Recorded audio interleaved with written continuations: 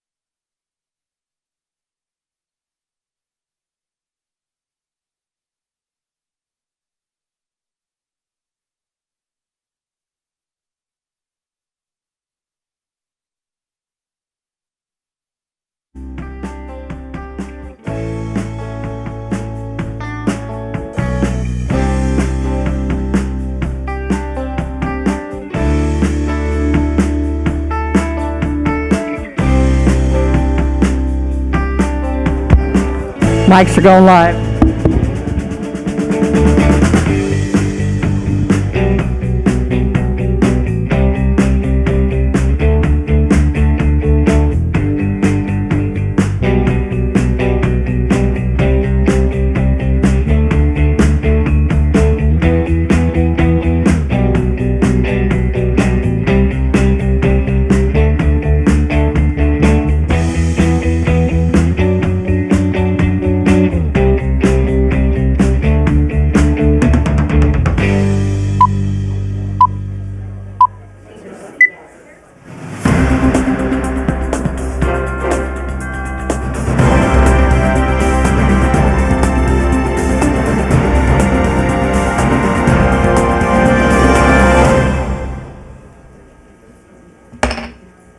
Good afternoon, everyone. I'd like to welcome you to the May 20th Planning Commission meeting. Madam City Clerk, roll call, please. Thank you. The agenda was posted in accordance with Nevada open meeting law, and all members are present. Thank you. If you could please stand and join me in the pledge.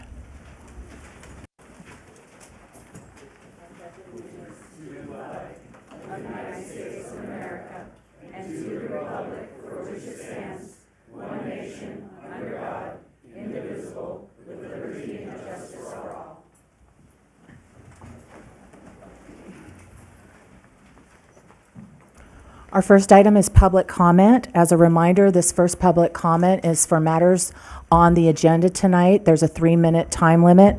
I also want to remind the public that both of the items on the agenda tonight are public hearings, so we are required to open public comment under both of those items as well. So just due to time and the number of people, we want everybody to have the opportunity to speak. So there would, if you speak in the first open public comment, and unless you have new points to make, we ask that you you do one or the other. The first item on the agenda, so I will open public comment. Please come to the stand and state your name for the record.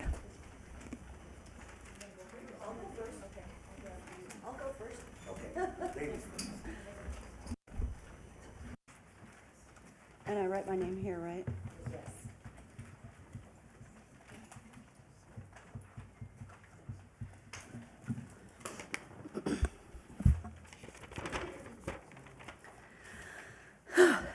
Good evening, Commissioners.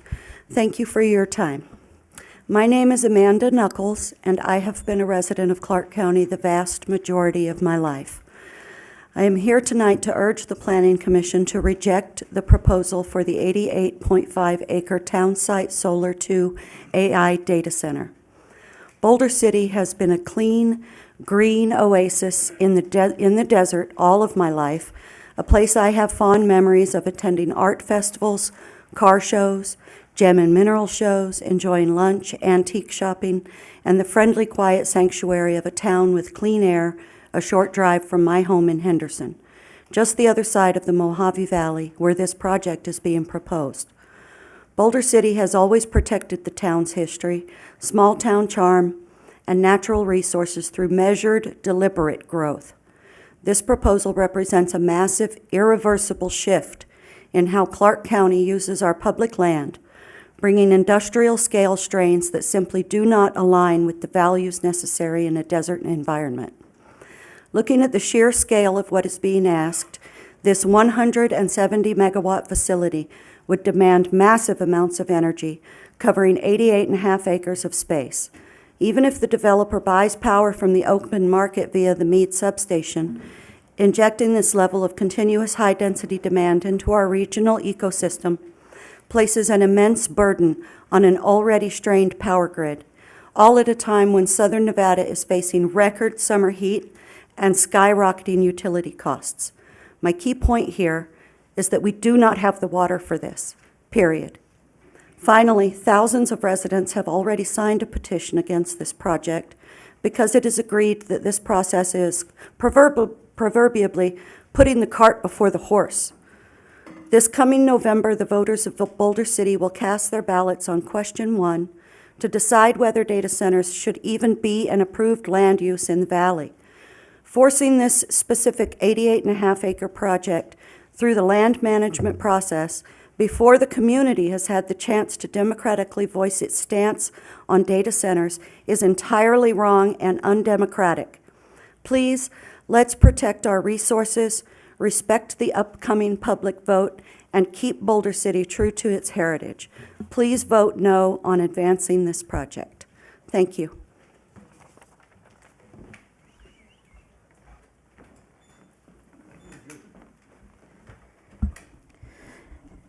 Good evening, members of the Planning Commission. My name is Julie, and I live right down the road next door in Henderson.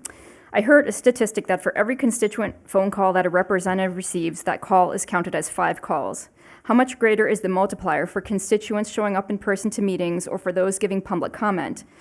To look around and acknowledge that public, your constituents in this room today, represent a fraction of the number of people who feel the exact same way but were unable, unaware, or too afraid to speak up. I also recently heard a political candidate speaking about their role as a representative of us, and their responsibility is to us to listen to our needs, learn what's important to us, and what we need from them. And then they must support policies which support the things for which we have asked. With all that in mind, I find it perplexing that the same conversation about data centers is on repeat, not just here in Boulder City, but across the state and this nation, because in all conversations I've heard between friends, family, and neighbors, and the community members at town halls and candidate events, documentaries I've watched, I have not heard one regular person say they supported data center development, not in our town, our state, or our country. So again, we the people are coming to all of you, our elected officials, to plead our case for not allowing this data center to be developed. You are being pressured by corporations who want to come in and build these data centers for their own greed. They don't care about creating jobs for the people or the damage they're doing to the environment. They are coming to you to take advantage of the nationwide environmental deregulation climate that has been the hallmark of the current regime in Washington. There isn't one scientific organization which says the AI data centers are good for the environment, the air we breathe, our water supplies, the health of our bodies or our minds. AI technology has been pushed on all of us, not just locally, but nationally and around the world, and there aren't studies or evidence that AI has a positive benefit to us as individuals or as society. On the contrary, it causes job loss, less educated human population, mental health crises, and let's not forget the push for mass surveillance.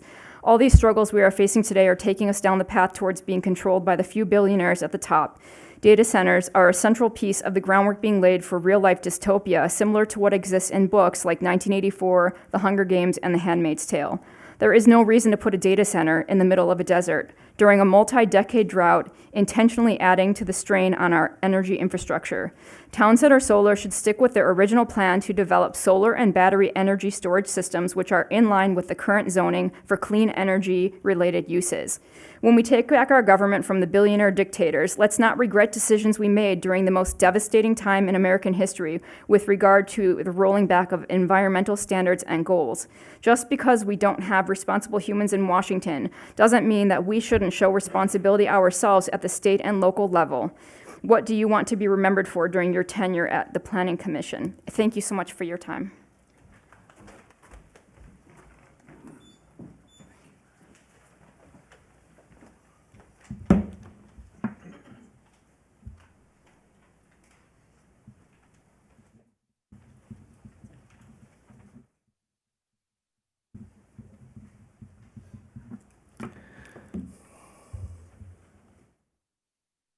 Greetings, Planning Commission. My name is Adam Schulteis, and I'm running for City Council. In fact, I'm the only candidate that is 100% anti-data center. I respectfully urge that you, the Commission, carefully reconsider approval of this closed-loop data center proposal due to its long-term impacts on infrastructure, sustainability, community character, and public accountability. While developers often describe closed-loop data centers as efficient or self-contained, the reality is that all these facilities can still place enormous burdens on local resources while providing limited benefits to the residents. These projects are designed primarily to serve private corporate interests, not the long-term needs of the surrounding community, that is Boulder City. First, data centers consume extraordinary amounts of electricity. Even so-called closed-loop systems require constant cooling, backup power for infrastructure, and large-scale energy distribution. These constrain regional power grids and increase energy cost. Second, closed-loop systems are often presented as environmentally friendly because they recycle water. However, these systems require significant water input and chemical treatment. In our drought-prone region, approving water-intensive industrial data centers sends the wrong message about responsible resource stewardship. Third, these facilities frequently generate less economic value than promised. This is really important. According to Harvard University, building a data center takes about 12 to 18 months, but construction laborers are usually unionized and not from Boulder City. Let's be honest, come on. I mean, really.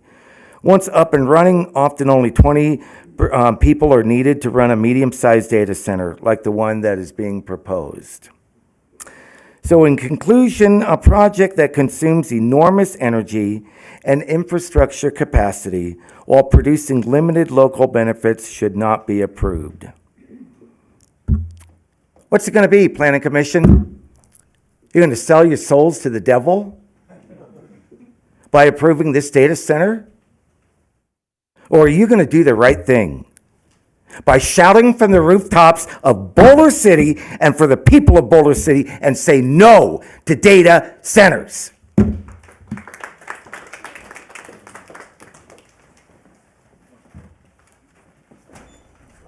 Hello, my name is Doug Smith. I thought I'd put some numbers on things. So Hoover Dam normally puts out 2,005 megawatts. But because the water level is low, we're doing about a third less than that now. This summer, the water level is likely to get low enough they'll have to shut down 11 generators, leaving 7. Then we're down to 300 megawatts. That's enough for Boulder City. We get 20 megawatts from them. However, another problem that's going to happen, the piping in the dam does not have expansion joints like many do. When the water level reaches 76.8 degrees, the pipes will start to expand so much they might buckle, they got to shut it down. That could happen this summer if we have a warmer than normal summer, which I think we are. So that's a problem. At that point, we get our electricity from the dam at below market rates. And if the dam shuts down, then we have to buy it on the open market, the same market as the data center. So I just estimate, not including data center, that our rates will go up about double here in Boulder City if that happens. Water won't be a problem. We're upstream of the dam, and our straw is way below the dead pool, so water won't be a problem for us, but electricity will. So I just thought I'd bring that. By the way, I'm an electrical engineer. I got my first engineering license at age 16 back in 1963, and I've been an engineer ever since then. But I just thought I'd put some numbers on it. But we're going to be short of electricity around here, and it could happen as early as this summer. Thank you. Thank you, Mr. Smith. Before anybody else approaches the stand, Madam City Clerk, do we have a caller on the line? Yes, we do. Okay. Thank you for holding. Go ahead. Yes, I'm ready. Now, the data center, they could have solar panels as well.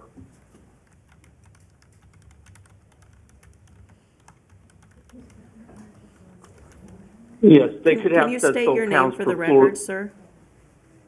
David, David. Pitterman is spelled P is in penguin, Itterman. Thank you. For the data center, and they could have solar panels that look into the factory Luz, L-U-Z, that makes solar panels as well.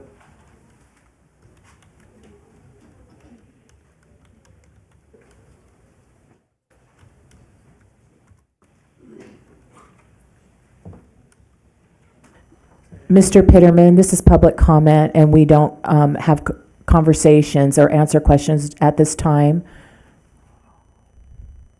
Yes, they could even have mirrors directing sunlight to the solar panels as well, even windmills for generating electricity. And the purpose of a data center is to make sure people behave themselves on the internet.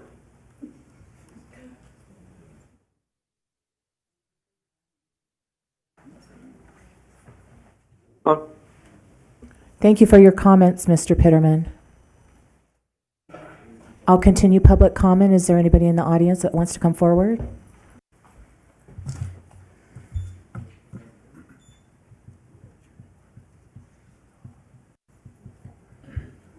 Okay, my comment's a little bit different. My name is Jonna Malore. I have been a resident for 11 years. I'm giving you an analogy. And this is for item 3. I worked in a pharmacy for a small town in the 2000s for almost 11 years.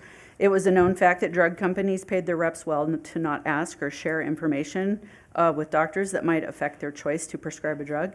Their job was to tout the virtues of the drug. It was also their job to sometimes incentivize the doctors to prescribe a drug. Fentanyl and OxyContin were introduced this way. Reports have shown the drug companies were well aware these drugs were highly addictive, but they chose to push them anyway. Sometimes drug reps would take pharmacists out for dinners and gave them gifts, and they used it as an opportunity to teach us about why we should we should accept these prescriptions and not question them. This later became against the law. Doctors wrote the prescriptions, pharmacists filled them, and all seemed well until many people became addicted. They had been assured by the doctors the drugs were safe, so they used them. By the time they were addicted, it was too difficult to turn around. It was costly to get treatment, and in some cases, it was just too difficult, and some of the people that I knew killed themselves because of it. This is what we see if it is recommended to the city council, not that we're going to kill ourselves, if it is recommended to the city council to accept the change to the land use to allow data centers. We are being told it may never be used this way, but the wooing is strong.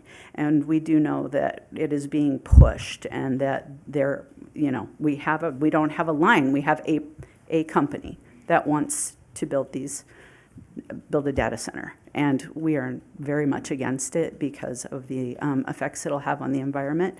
And by the time it gets built and it is pushed through, there's not going to be any way we can do anything about it. And that's not okay. So anyway, there we go.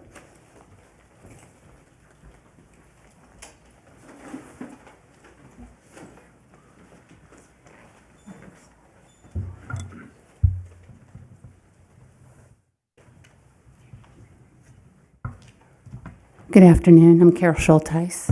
I've been a resident here for 35 years. I love Boulder City. And everybody's told you about the concerns so far that they have regarding these data centers. And it's not just about whether they're in the transfer zone or they're right there on our border. We don't want them at all. And since I've been studying these data centers, I've also been studying the movements of what's going on behind the counters, about behind the scenes. I'm sorry, I'm nervous. I'm not good at speaking. That's why I try to call in, and that doesn't work for me. I just have a picture I want to show you guys, and can you please maybe at the end of this address this, because you have a ballot question for data centers, and this is a different data center. And then we see the land being groomed already for one up in Henderson on the border. And then I found this on the internet.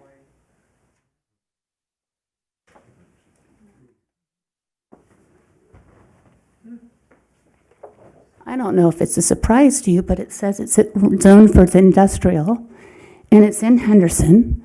But isn't that the Boulder City property that was annexed that you guys determined the use for? So are we fighting 1, 2, 3, or 4? It's just very upsetting because I love this town. I'd do anything to help this town.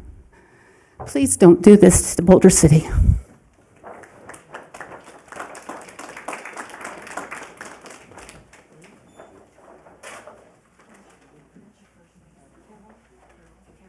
We'll take the caller. Oh, I'm sorry, ma'am. You can come up after this caller.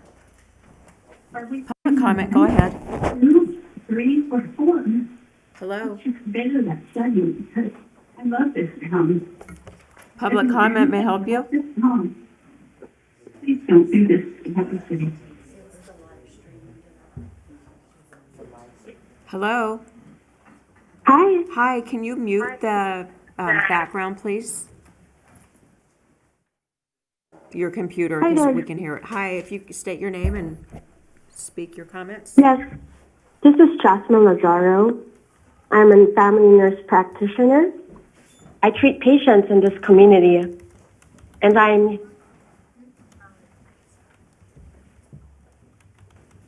I'm sorry, hold on. Hi, is this better? Yes. Yes. My name is Jasmine Lazaro. I'm a family nurse practitioner. I treat patients in this community, and I'm calling in today because I am sick, but I wanted to make my voice heard because I know so many people who share the same sentiment. What is being proposed in Boulder City is not just a land use decision. It is a public health decision, and the wrong one. Southern Nevada is already under Tier 1 Colorado River water shortage restrictions. Lake Mead has dropped 160 feet since 2000. We are already rationing. We are already cutting. And projections indicate conditions will worsen. Data centers consume water at a scale that is difficult to comprehend. Facilities across southern Nevada used more than 716 million gallons in 2024 alone. One Google building in Henderson used 352 million gallons from the Colorado River, from the same shrinking supply every household, every clinic, and every child in this valley depends on. And we have already seen what corporate self-regulation looks like here. Tesla was fined in Nevada for illegally discharging groundwater into storm drains, violating state water pollution law. These are not hypothetical risks. They are documented violations in our state. As a healthcare provider, I am trained to identify threats before they become crises. Dehydration, heat illness, sanitation failure. In a desert city already under shortage restrictions, these are not distant outcomes. They are logical ones. Our water, our land, and our public investment belong to the people who live here, not to corporations storing data while our reservoir drains. No to data centers, and yes to healthcare centers. No to data centers, and yes to more educational centers. My name is Jasmine, and I am asking you to choose people over data centers. Thank you. You can come forward, thank you.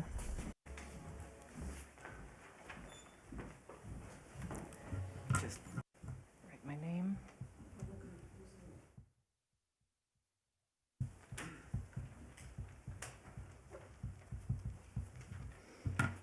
Hello, Planning Commission. My name is Kathleen McGarity. The McGarity family have been residents in Boulder City for over 30 years, and I have personally permanently resided here for over 12. Where to start in this, but I realize time is short, and it's a privilege to follow Carol and Jocelyn. There is lengthy discourse online, and this doesn't include the petition that has close to 6,000 verified signatures that are against building a data center in Boulder City. However, several of the threads online have comments that are very insightful, residents coming forward in large numbers and in solid expression, 98% of it in opposition of data centers. For example, a day ago, someone wrote about the removal of all elected Boulder City politicians who in any way support the development of data centers in the drought-stricken Boulder City Lake Mead area. This is a message that must be sent loud and clear, exclamation point. There is no case to be made for this effort, except perhaps corporate greed. We must protect the future of Boulder City and families. There is no water to be squandered on data center efforts. Greedy politicians spouting a bunch of corporate-sponsored talking points must be stopped before they are even started. So what I want to ask the Commission, and I realize you're not answering questions right now, is, given the tremendous quantity of water usage and the established knowledge, public knowledge, that we are in a drought crisis, of which Secretary of Interior Doug Burgum flew and had a meeting with the various governors of the southwestern states, and incidentally, has that information been made available to the public? Given all of this, and the thought that the public is thinking, now, again, this is just what the public is thinking. They're thinking that this is moving forward anyway, and these meetings are perfunctory. They're thinking that it's a legal requirement to have these meetings, but that it's a said and done deal, and that their voices don't matter. I was hesitant to come here and speak up, but a woman spoke with me today, and while I am not putting myself by any means in the category of the great Martin Luther King, she pointed out to me that at the time he did not realize necessarily the impact he might have regarding freedoms and the protections that he fought for. So your constituents, citizens who pay to elect the elected officials in Boulder City and Henderson, are speaking to you by the thousands. Ms. Garrity, if you could wrap it up. Your Okay, time's very up, good, please. very good. All that I would like to ask is, in 3 to 6 months or 1 to 3 months, will it be announced that there's a state of emergency regarding water here? And is this data center really going forward? Because I don't know how that's justifiable. I don't know how you juxtapose those elements together. Thank you very much. We have a caller, so if people in the audience could just wait, please. Thank you. Go ahead. Public comment, go ahead. Good evening. For the verbatim record, Fred Volz. Item number 2 represents a constructive addition to the community. Limiting irrigation to drip systems would be a worthwhile insertion to the proposed wording. Regarding item number 3, the Planning Commission needs to reject adding the proposed data center to the land management process. Despite changes to versions of the sketchy proposal, Boulder City has no factory-type installations of this size and scope. This project was sprung on residents as a done deal beginning in late March after 8 months of private discussions between the city and the project promoters. The promoters spent some $5.5 million by February 2026 to arrange for a power connection to their project when nothing had been approved by the city. The promoters have no experience running data centers anywhere. The 2 public meetings did not allow those present to hear from the promoters in a question and answer format before all present, but carved up the public into small groups who heard different things from different people at dispersed easel displays. As drought continues to impact water and electric supplies throughout the West and Midwest, the power needs of this data center will be competing with the existing residents and businesses in Boulder City for purchased power on the spot market. Hoover and Glen Canyon dams can no longer be relied on for most of our low-cost power. Higher rates loom large. Disposal of spent coolant from the proposed closed-loop cooling system presents more challenges. For a 400,000-gallon cooling system to allegedly need only 2,000 gallons a year of blowdown does not reflect chemical compounds that naturally build up from the regular addition of antifreeze blends, biocides, scale inhibitors, acidity alkalinity adjusters, oxygen scavengers, metal inhibitors, stabilizers, and surfactants. How will this toxic liquid be remediated before being dumped into our dated city sewer system? No plan has been presented. Other localities with ample power and water, plus a welcoming community, can house such data centers. It is an inappropriate land use in Boulder City few people want. Thank you.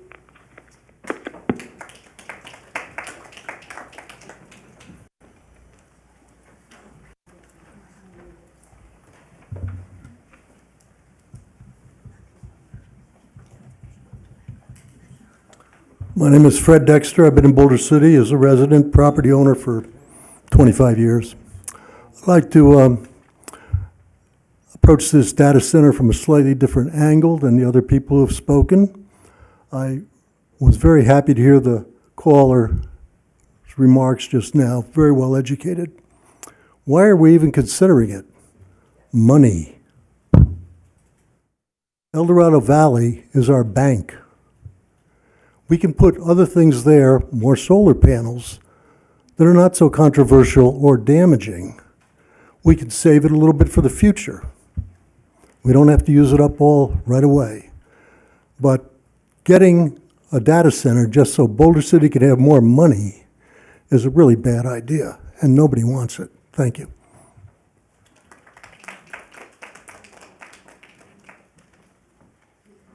Hello, thank you for letting me speak. My name is Autumn McGrath. I moved here 5 years ago from Henderson. I lived in Summerlin for 12 years, in Henderson for 12 years, and now 5 years in Boulder City. And unlike some of the other commenters, I'm not really crazy about it, to be honest. I've been talking to a lot of locals. I own a small business here, and I know a lot of people. The number one remark is how painful and heartbreaking it is to be from here and grow up here and watch it change and watch all the people come from California and ruin everything and putting in, needle exchanges and just, they're losing the town that they grow up in, but it's almost an equal punishment to move here because of things like this. The average resident is busy, exhausted, and understandably disengaged from local politics. It is not laziness, it is not a fault. It is a survival. People are consumed with their immediate families and needs. No one is interested in combing through the minutes of a city council meeting. And the people that do come to these, and the people that are involved in local politics, like most of the people in this room, they really do exist inside of their own echo chambers. All of their friends think the same. The news doesn't spread to the outside community. I was watching a documentary about Abilene, Texas, and the largest data center place in our country. Nobody knew when it started. That's what every small town in all of these documentaries, all of the residents say the same thing. They didn't know when it was starting. Nobody knows. It's always like behind your back. Boulder City residents were not properly informed about this massive project, and the council failed its duty of due diligence. The social media post on Instagram announcing that this process is transparent after several protests and a massive petition had already gained over 5,000 signatures. That was pretty cringeworthy. You have been sold into an intoxicating expert-level corporate sales pitch, and as a MAGA America First person, I'm very familiar with the sales pitch about national security, the race in AI against China, unleashing American energy, removing restrictions, being number one. The AI race with China, national security, that stuff sells really well, especially, well, the grim reality will hit later. Across the country, these data center salesmen are taking advantage of easy-to-roll-over, gullible small towns. There will never be an end. They will always want more. This first project is just a foot in the door to turn Nevada into the next Virginia. They build in clusters. They will never build just one. And then the resources have been touched on enough. So water is more important than a volatile AI industry. We already suffer from summer rolling blackouts Ms. and high McGrath, utility rates. your time's up. If you could just wrap it up in the next couple seconds, please. Managed by an inept office. This deal grants long-term tax abatements to a mega corporation while forcing residents to foot the bill through increased rates. The promised 25 to 40 jobs will not go to locals. They will bring in their own people. And then the rest of my Ms. McGrath. comments Your time's up. is Thank all you. about the wildlife. Thank you. We have somebody on the phone, if, please. Public comment, go ahead. Hello there. My name is Tommy Love. I'm a registered nurse and a community healthcare worker who loves Boulder City deeply. I am calling because this affects every person in the valley, and I'm using my voice to ask you not to approve the data centers in Boulder City. The community is already living under a Tier 1 Colorado River water shortage restriction, which means that it reduces Nevada's water consumption every year by 20,000 acres per year. That's not sustainable already. Our neighbors are being asked to pull their grass, shorten their showers, and stretch every drop. And now we're being asked to approve an 88-acre data center campus right next to the reservoir that supplies almost all of our drinking water. This infrastructure is not here to help the people. It is here to monitor them. It exists to collect and store data on the very communities being asked to sacrifice their water for it. We should be putting this land towards resources that actually serve the people who live here. Affordable housing, community health, local jobs, and real accountability. These data centers are not for the community. They're for the corporations and the billionaires behind them who will never have to live with what they leave behind. They take the water, they use the land, and we have to pay and live with these consequences. Think of what we could build with this community land of 88 acres. Think of how many people we could help and the things we could accomplish. Boulder City and the Valley deserves better. Thank you so much for your time. Madam City Clerk, is there another caller? Come forward, please.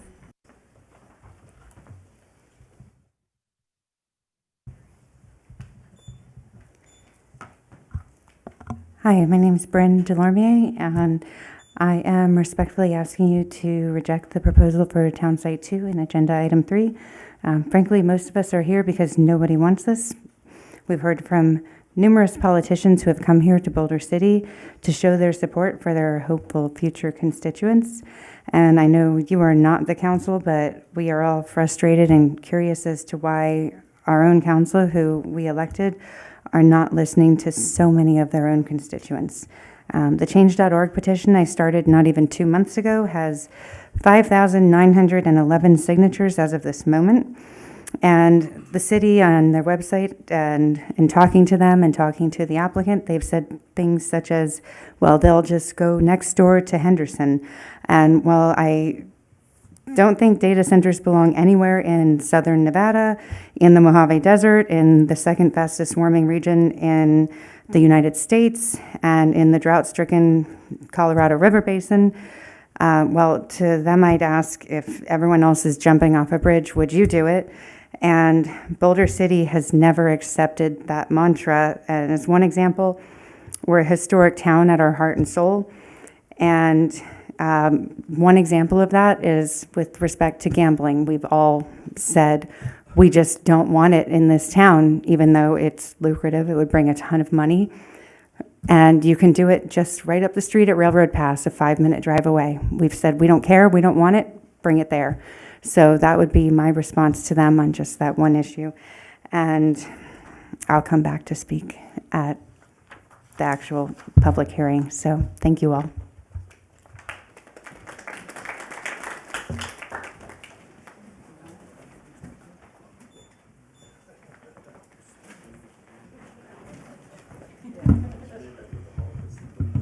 Hi, my name is Charabelle Lobb.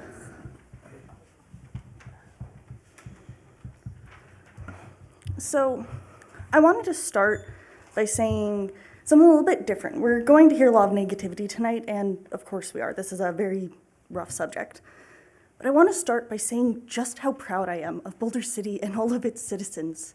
I have never seen people come together on a bipartisan issue in this way. We have thousands of people, no matter their political positions, coming together, people who I have seen literally threaten each other, stand side by side on this issue, saying no to data centers. So I am so proud of our people. I wish I could say I was proud of our council, but I am very disappointed in them. Please don't let me be disappointed in you guys. And sorry for my voice shaking. This is, of course, a very emotional thing. This is my home, and it is heartbreaking what is happening. And I've heard so many people from all around Boulder City say that they're not going to come speak up and they're not going to sign everything because they feel like it doesn't matter, because it's a quote-unquote done deal, because City Council is brushing us off. So what I want everyone to hear is your voice does still matter. It's not a done deal, and complacency is where the real issue lies on this. Come up here, stand up, speak. Even if you only come up and say your name and say no to data centers, that can be your entire speech, and then you can go sit down. Whether it's AC or water, either one, it's going to be damaging. It is so much cheaper for these types of industries to just dump it back into the environment and pay a fee than it is to properly get rid of it. It doesn't matter whether it's Freon or water or literally, it could be root beer, and they're gonna figure out a way to damage the environment with it. It's how it always goes. And it's gonna damage tourism. I have heard so many tourists come through our town and talk about the beautiful views, and we wanna just wreck them with a stupid center? Why? We're gonna damage our long-term money from tourism. We're a highway town. If we keep up with this, we're just going to be a highway, because there won't be a Boulder City left, because everyone's gonna leave, because it's gonna be too expensive, it's gonna be too hot, and it will be a hellhole to live in. It is a beautiful town, and I love this place. And I don't want to see it go down this route, but we're going to. Our people should not be sold for pocket change. Our land shouldn't be sold for pocket change. Our health, our water, our electricity, all of it shouldn't be sold for what is not going to be worth it. And it doesn't matter if Henderson tries to build something. We can go over there and try to argue against Henderson, but like Bryn said, we're not going to jump off a bridge just because someone else is going to, and we definitely shouldn't jump off first. So if Henderson tries to put something that's out here, then they do, and we're going to fight it just as we're fighting this, and I hope we can be listened to. Thank you.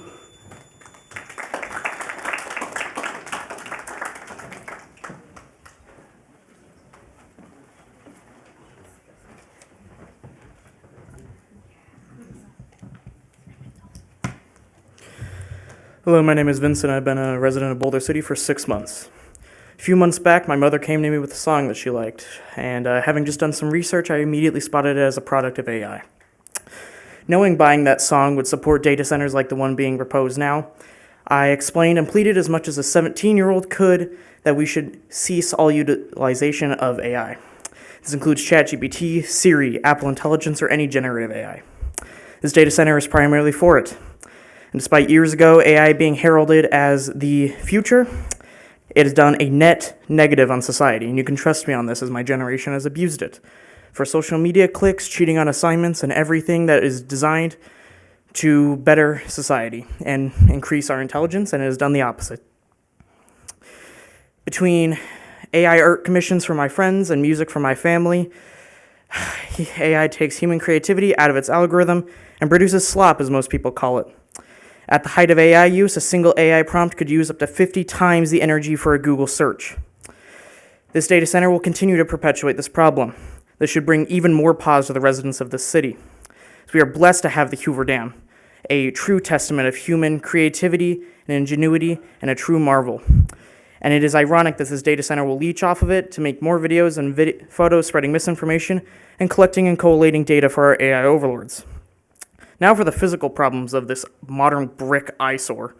I walk to work on Boulder Parkway, and on my lunch breaks, it's cathartic to look upon the view and the vastness to the west and see the mountains. With the solar panel field already a blemish in that view, the city doesn't need another contemporary installation that's just a glorified cinder block of energy and water-sucking wastefulness. How do you think tourists would feel driving into Boulder City, historic Boulder City, and seeing that? Plain and simple, it subtracts from what Boulder City is known and is praised for.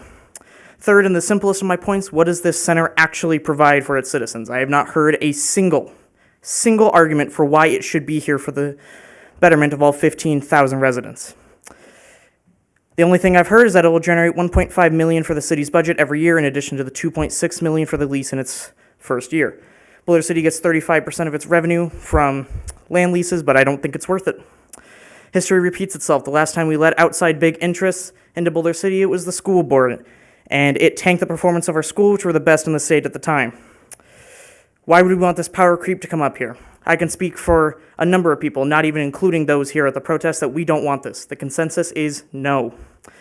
Finally, in the 1930s, there was a checkpoint to get into Boulder City instituted by the government to keep outside elements out, certain undesirable ones.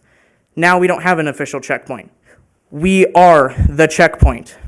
We don't want this data center. The consensus is clear. Please vote no, and please do not let this disgusting data center be built in this city. Thank you.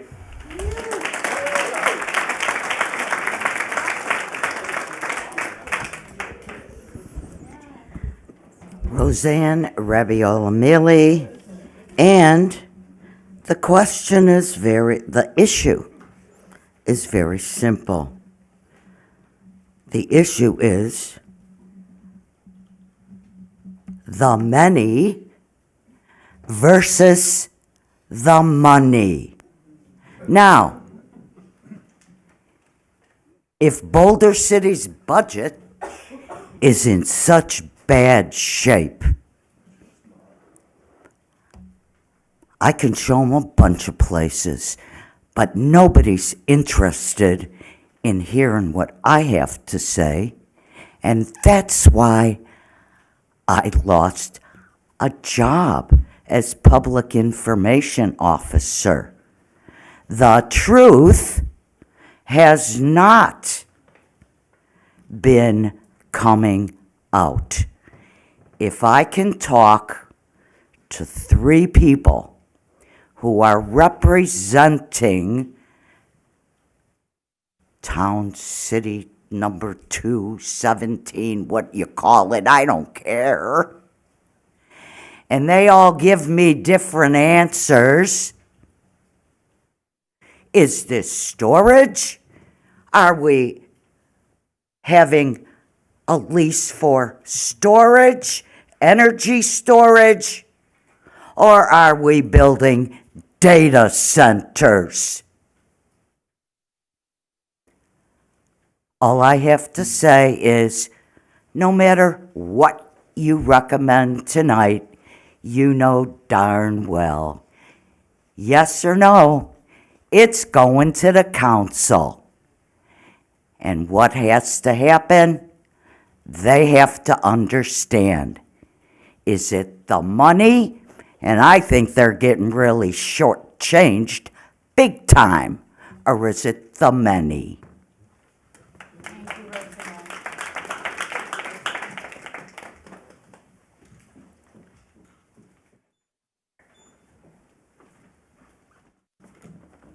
Public comment, go ahead. Hello? Public comment.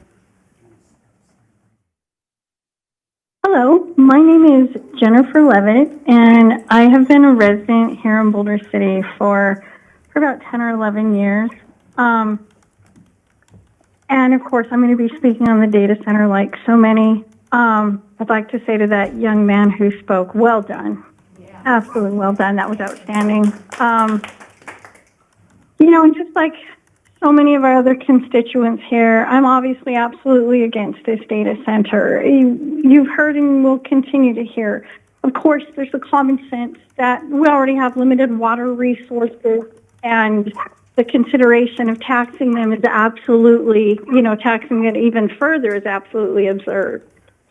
The damage by the forever chemicals. I've spoken at the city council meetings because I was an assistant project manager for a different company that used a closed loop system, and I can say unequivocally, it's not as simple as they're saying that it is.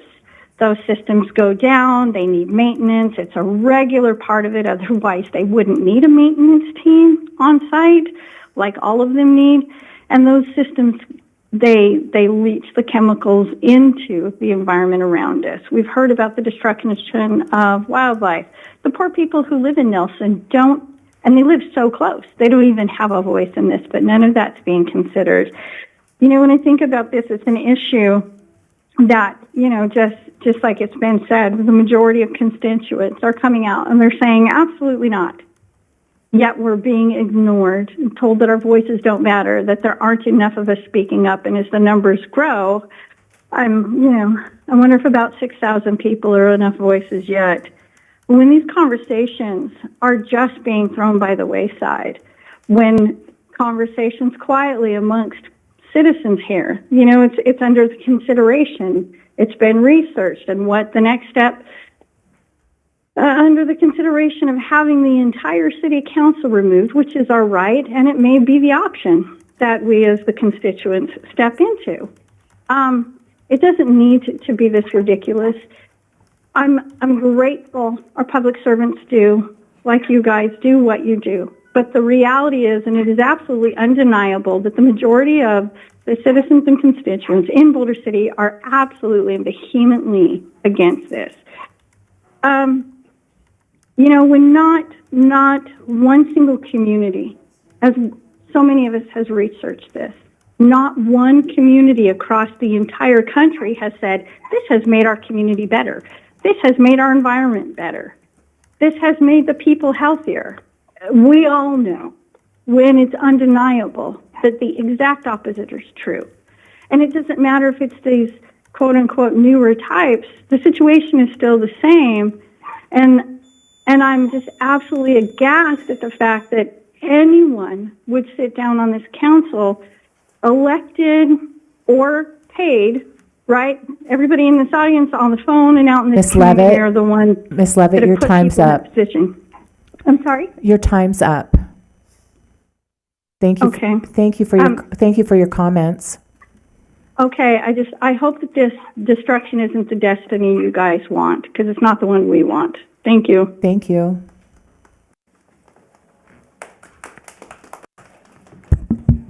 Hi, my name is Kendra, and I'm a Boulder City resident.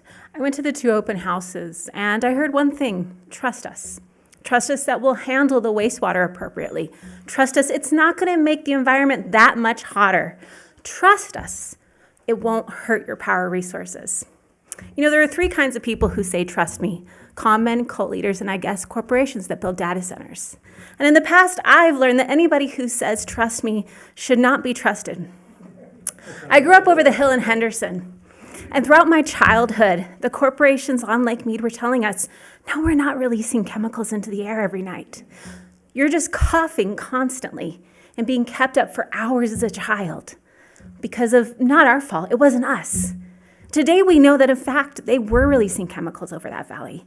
People in Cadence can't plant fruits and vegetables in their backyards because of what happened over 20 years ago. I don't want Boulder City to become like that. I have a 10-year-old daughter. I don't want to have to sit up at night like my mother had to with me at 8 years old and watch me struggle to breathe because of what they were doing to our city. I don't want that to happen here. And I don't think that the people of Boulder City do either. We've been dismissed. We've been told that we don't understand. We've been told that we just need to read the research.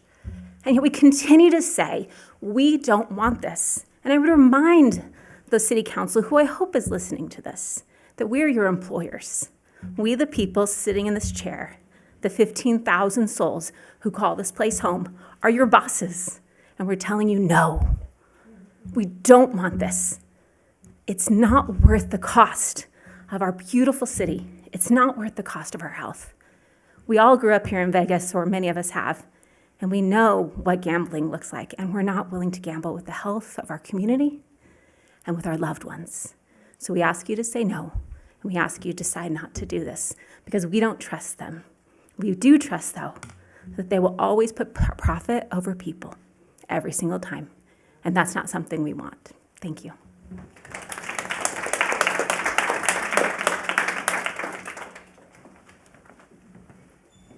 Hello, my name is Amanda Farrar. I've lived in Southern Nevada for 26 years, and I've been a resident of Boulder City for 5 years now. I left Las Vegas and moved to Boulder City, seeking a different type of place, seeking a smaller community where people make different types of decisions as a group for the betterment of the community.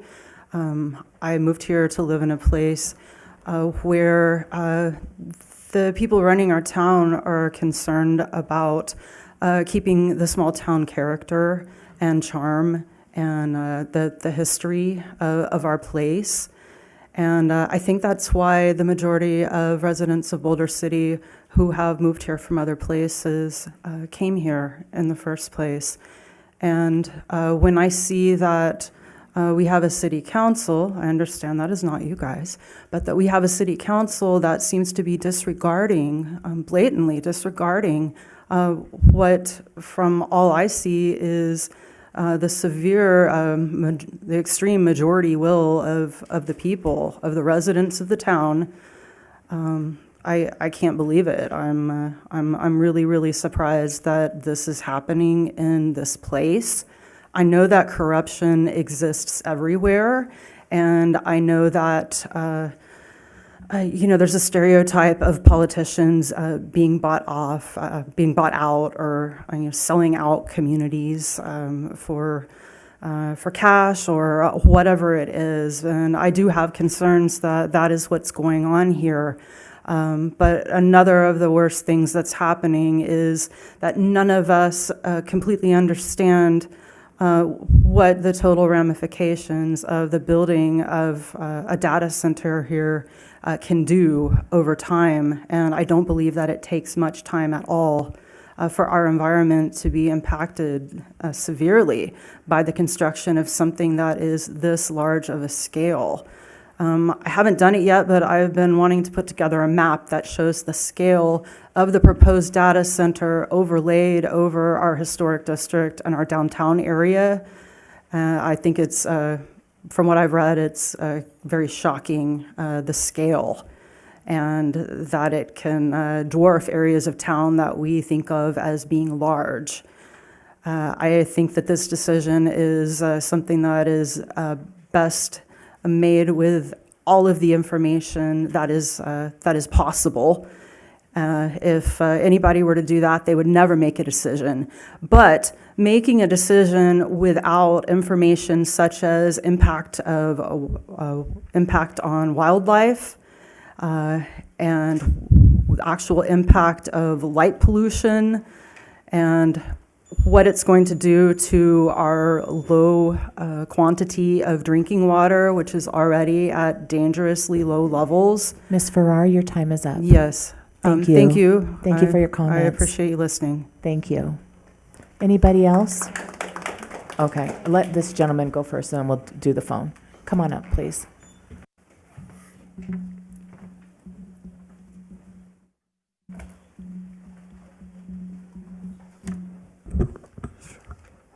Hey, good evening, Commission. And good evening, residents of Boulder City. Sir, you only address the Planning Commission. Okay. Thank you. I appreciate it all the time. My name is Gabriel Cornejo. I'm running for Congress here in this district. And I wanted to present this idea because it's something that I learned long ago, that if you're not at the table, you're on the menu. And I got this idea reaffirmed having lived in 11 cities across 2 countries, including some very small towns just like this, where I saw the Walton family come in and decimate the local population, the small businesses, the towns, because they were able to extrapolate their will on that community. And at this time, this data center seems very emblematic of that moment. In fact, I built a company to take on Amazon because I saw that same trajectory of that same dynamic being able to take place. And so at this moment when a lot of people are feeling like they're on the menu and this data center is not of the will of the people, but of the will of the wealthy, what are we doing at this very moment to listen to these people? What are we doing to not put these people on the menu? Because that's exactly what they're expressing, having been out in these cities, in these towns, at these doorsteps, at these gatherings. A lot of people feel like if we do not make a course correction, that we are not going to have the community that I know that you all want to be a part of. But it's very important at this time that we really consider what is the dynamic at play. Because we are putting our water, we're putting our energy, we're putting our well-being all up for sale. Seemingly, that seems to be the sentiment, because you guys are very popular today. I can't see an empty seat in the House, which is astounding. That tells you exactly what the young man iterated earlier, that things are that dire here and people do not feel like they're being heard. And so I wanted to have you really consider your part in having compel these people to feel like they are on the menu when you're supposed to be at the table for them. So that's it. Thank you.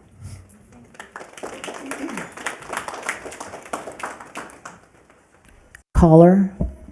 Public comment, go ahead. Hello? Hello. Hi, my name is Thomas Ramey. I'm 92 years old. I want to ask you not to approve data centers.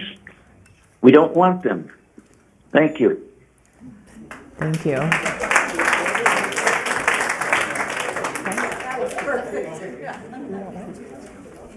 Oh.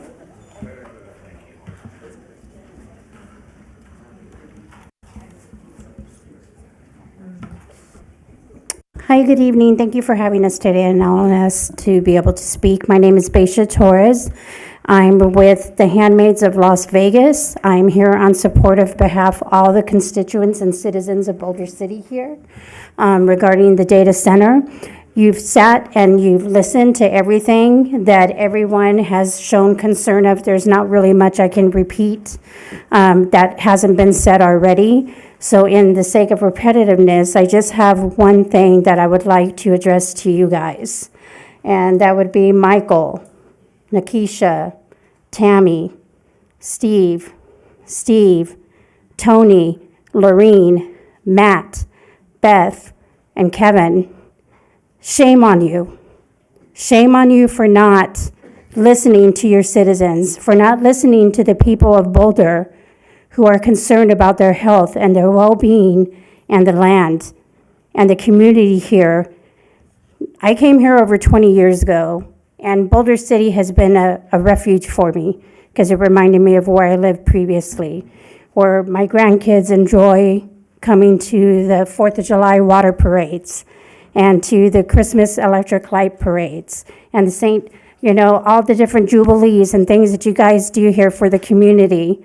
These things will be affected in addition to that, not only for the citizens of Boulder City, but also for the rest of Vegas and those that come here and are a part and bring revenue and bring our bodies here to come and help celebrate with you guys. So I'm asking today, vote no on data centers in Boulder City and in Nevada across the board.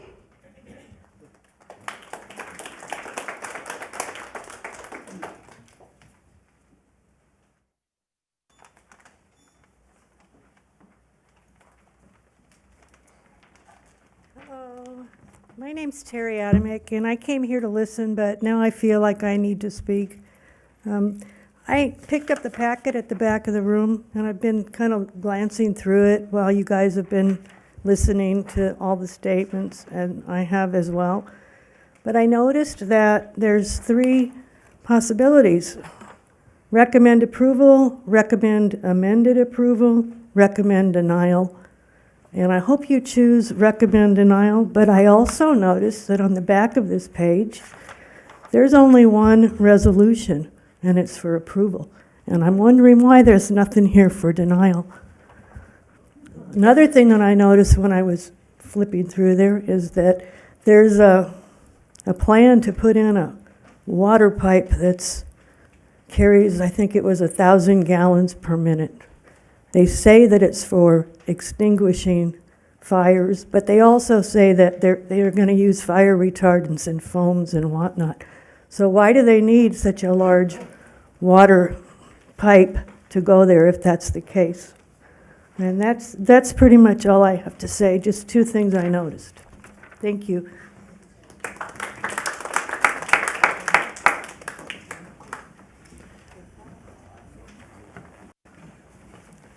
Hello, everybody.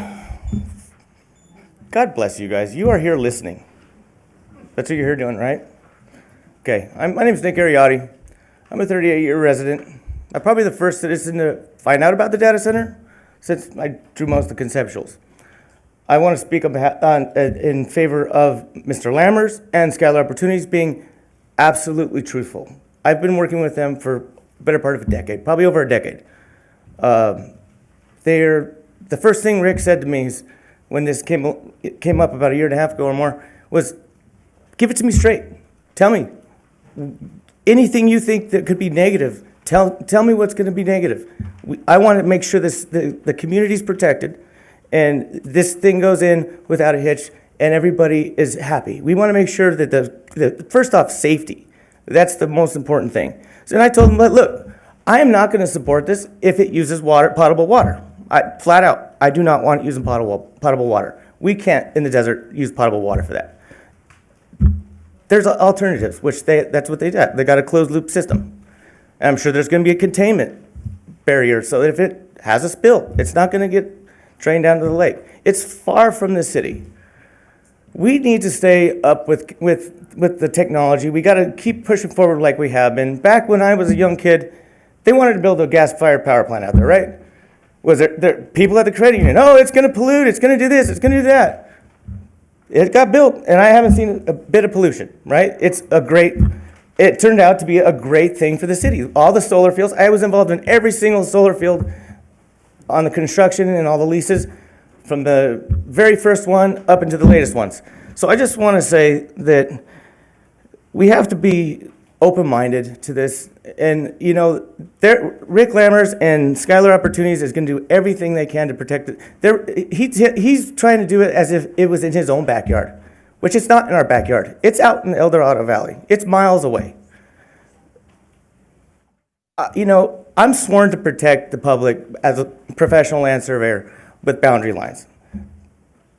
It's black and white, right? I'm not going to come up here and just lie for money. There's no amount of money that can get me to change the boundary lines of somebody's property. You just can't pay me enough. I've been offered, trust me. There's a certain Disneyland house in town that I was offered, but I didn't take it. You know, it's like, it's black and white. I can't do that. It's against my oath, okay? I just want, I'm really, the community here coming together and their conviction is actually, I commend them for that. You know, but there's a lot of false and misinformation out there. You know, this isn't about a company trying to get rich. This is hey, okay. Audience, please. Is any give him business the trying to opportunity is any speak. business going to be profitable? If it's not profitable, it fails, right? So let's just give it a chance to. Thank you, Mr. find out things. Ariotti. We appreciate your comments. If we could please be respectful of all speakers, we'd appreciate it. Everybody should have the equal opportunity to speak.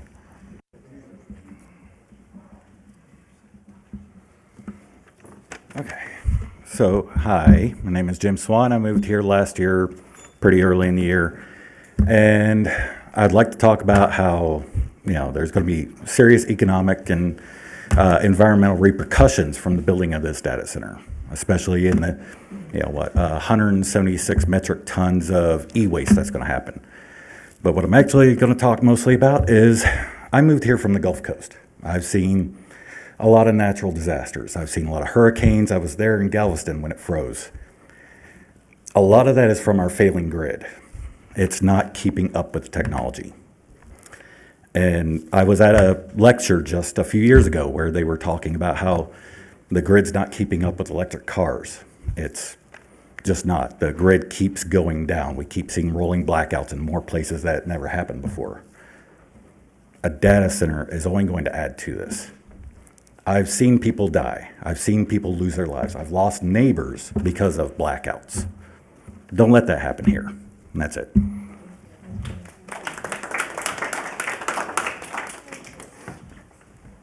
How are y'all doing today? My name is Todd Sanford. Rick Lammers and Nick Ariotti are my partners. They asked me to speak today. I work for U.S. Robotics, 3Com megahertz for 15 years. I was a developer of 3G wireless, 4G wireless, 5G wireless. Been to 130 countries doing homologations. And the thing that I wanted to say is that technology is not invented anymore. It evolves.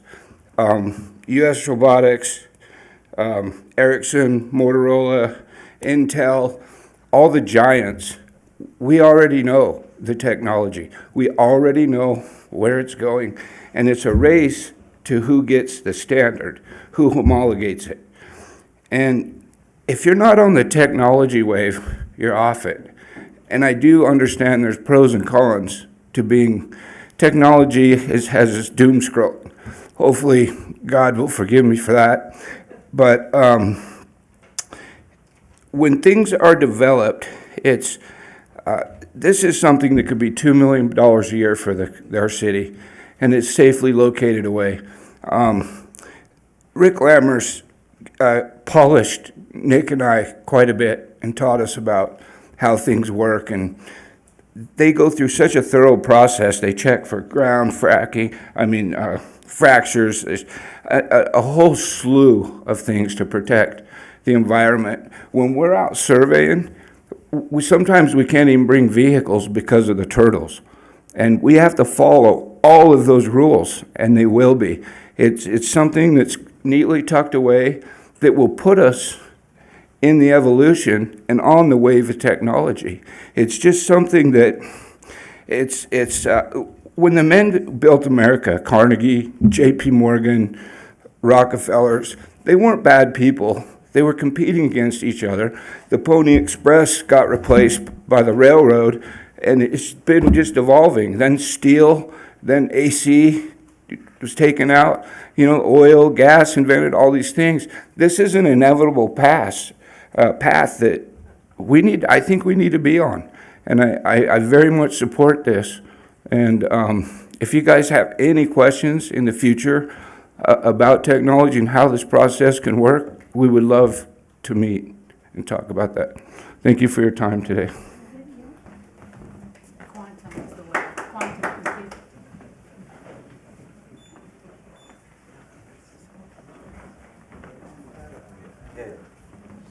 Hello, my name is Josh Woods. I'm here as a representative of IBEW Local 357. That is the International Brotherhood of Electrical Workers.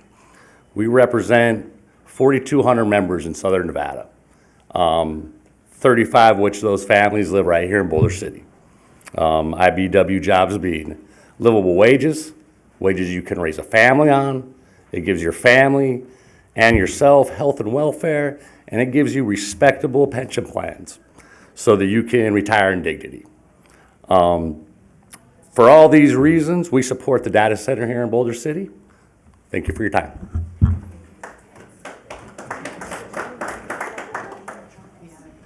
Anybody else wishing to speak in the initial public comment? Remember, there is a public hearing where we will open for public comment as well.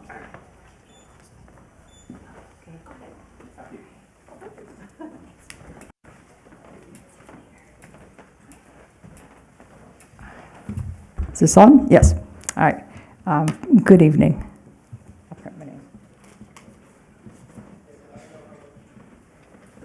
All righty. Well, my name is Mary Venable. I live in Boulder City and have since 1982. Okay. I have a few points that I have questions about. And generally, at this point, I'm against the data center, and my questions will demonstrate why. I know jobs is one thing that everybody is in favor of, but I don't believe a whole lot of those temporary construction jobs or the, how many, let's see, 25 to 40 technicians might actually be Boulder City residents. I have some comments about the closed, or questions I should say, about the closed loop system.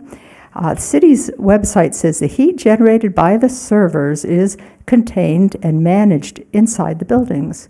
Those buildings are going to be 1,000 degrees Fahrenheit pretty soon. I'm being facetious. But of course, they're talking about a closed loop system. A closed loop system still rejects heat somewhere. They're talking about the air-cooled chillers that are typically used in large buildings. They do reject the heat to the outdoors. They just use an air system. The refrigerant is run over fans, and the heat is rejected to the outside, so the heat is not contained within the buildings. That's a misstatement that shouldn't be on the city's website. Let's see.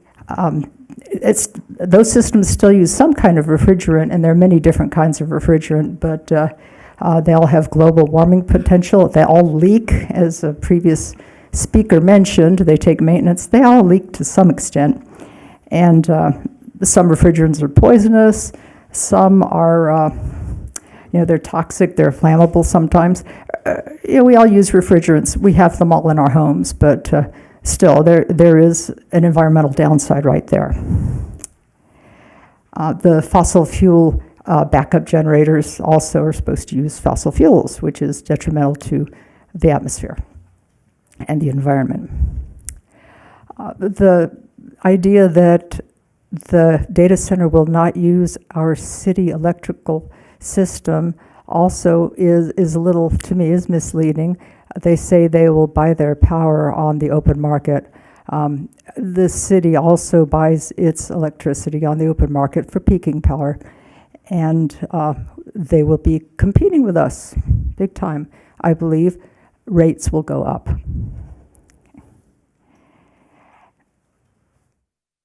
Let's see, and I think that was all the points I wanted to make. So thank you very much. I think this data center is a big thing that will change our clean green town forever. We have dodged that bullet in the past, but I think this is another one of those bullets. Thank you.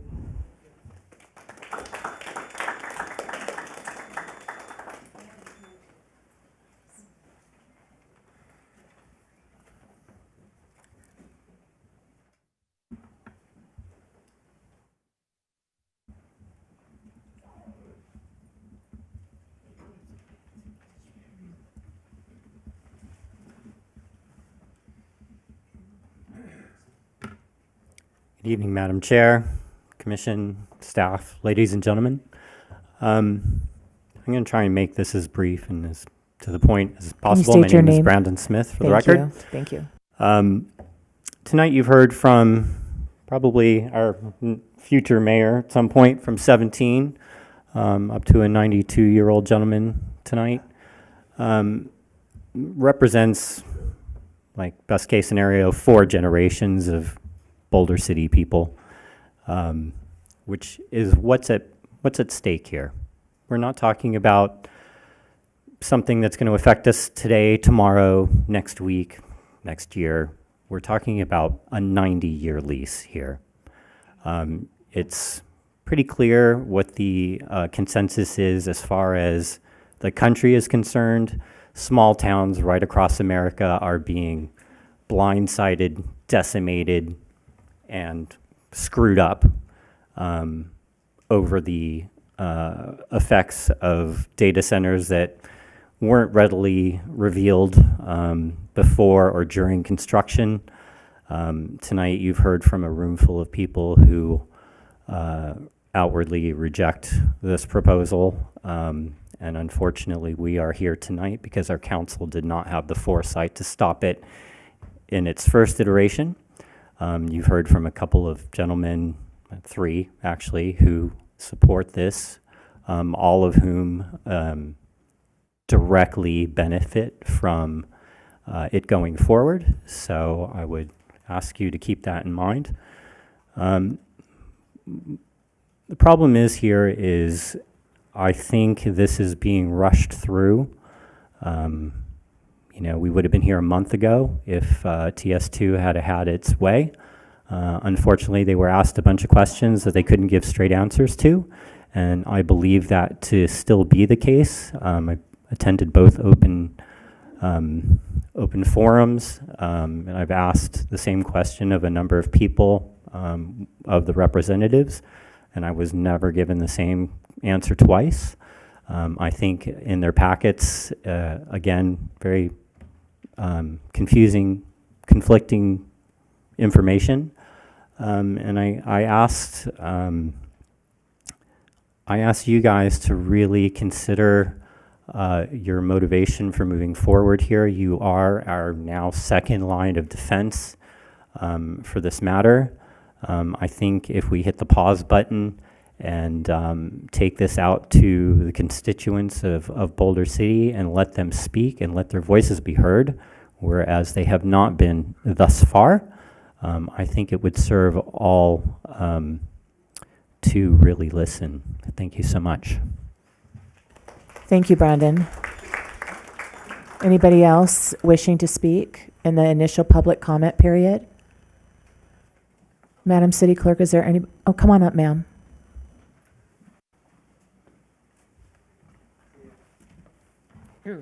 Hi, Barbie O'Quinn here. Good evening and thank you.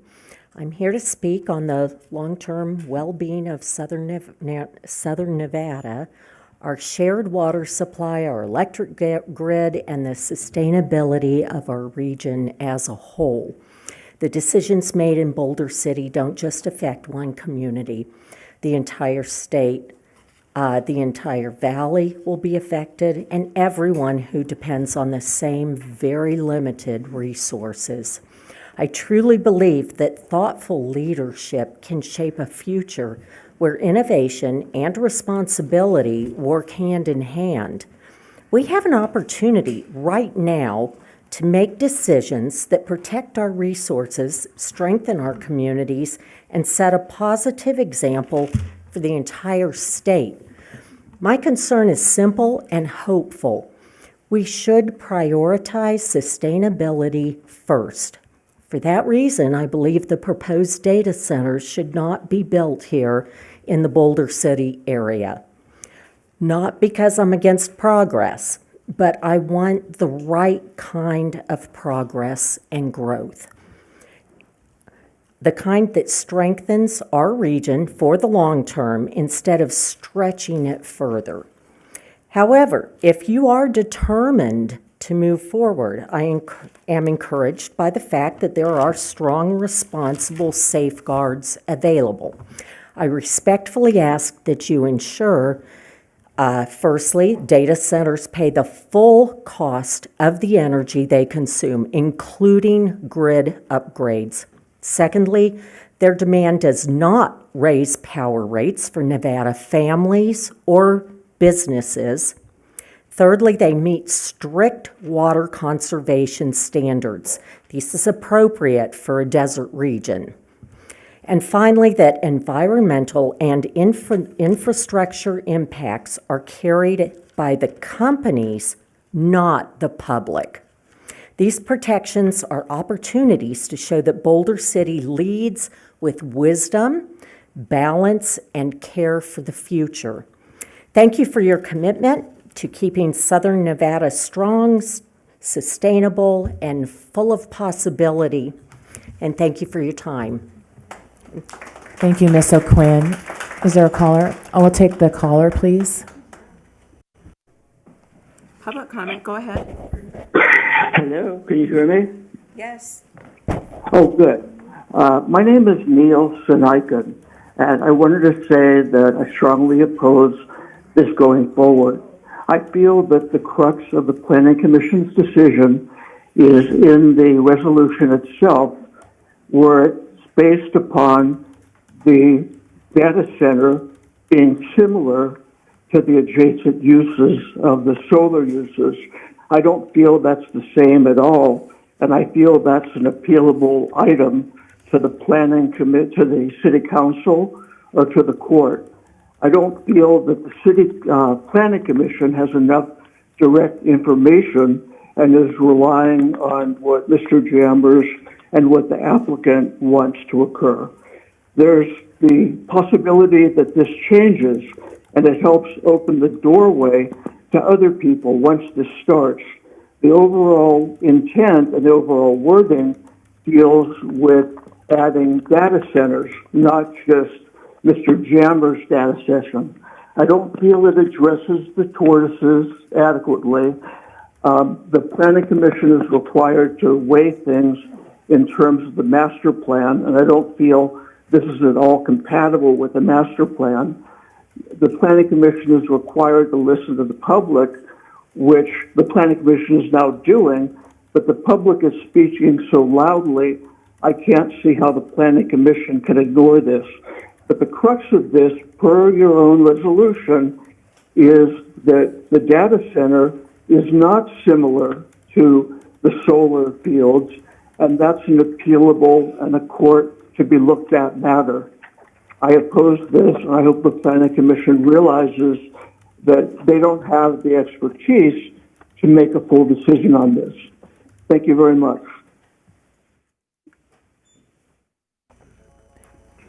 Any other public comment from members of the audience? Public comment. Hi, please my, hold.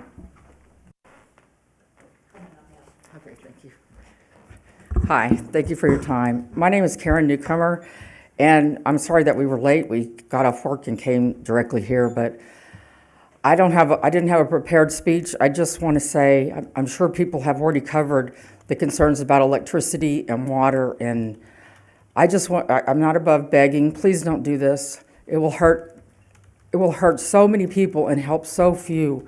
These kind of data centers don't increase employment a great deal compared to what they cost the communities.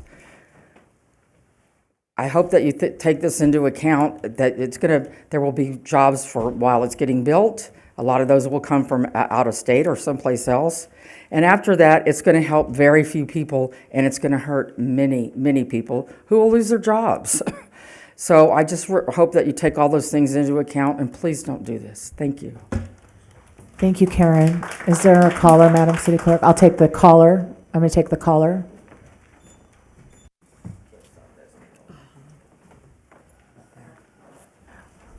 The caller must have hung up. Is there anybody else that wants to speak in initial?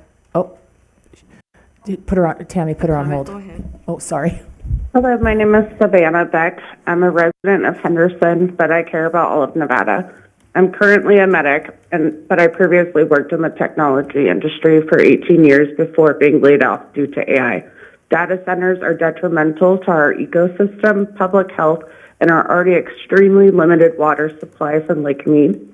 We have had to go from cutting back on watering grass to removing grass completely to being told locals need to cut back and save water even more, but yet you want to allow a data center to be built that will no doubt cause us to run out of water for the people of Nevada to use. Also, data centers in other areas of the country are making its citizens sick. It is literally poisoning them, just like so many other companies poisoning innocent people like DuPont, PG&E, Flint, Michigan. Their list goes on and on. I don't want to have anything built close to me, my loved ones, the elderly, children, strangers, or animals that will poison them. If you want the data center so bad, move to a rural area that already has some and buy someone's house that lives right next to it. Would you drink the brown water that is now coming out of their taps? Would you like to have the bright lights shining through your windows constantly and constant buzzing sounds from the data center 24/7? There are a ton of videos from people that live next to data centers that show what it's really like and how detrimental it is. Reno fought back against the data center, and so are we. You are signing a death sentence for all of us if you vote to allow the data center to be built here. Please say no to data centers in Boulder City, the surrounding areas, and the rest of the country. Please stop letting corporations and billionaires ruin our beautiful country and poisoning us. Thank you. Thank you, Savannah. It's Shauna, come on up.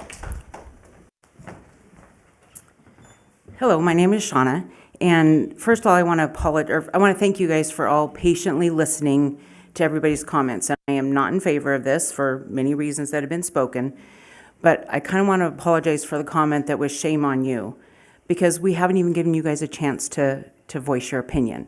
So just thank you for listening. I know each one of you are residents here. We're all here for a reason. And again, thank you for your patience and your time, and we want to give you guys the opportunity to speak before anybody says shame on you. Thank you. Thank you, Shauna. Anybody else wishing to speak in the initial public comment period?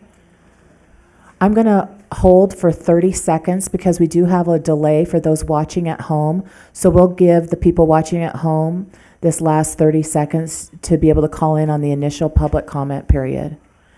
Please keep in mind, if you're listening at home, once the public comment period is closed, we cannot reopen it.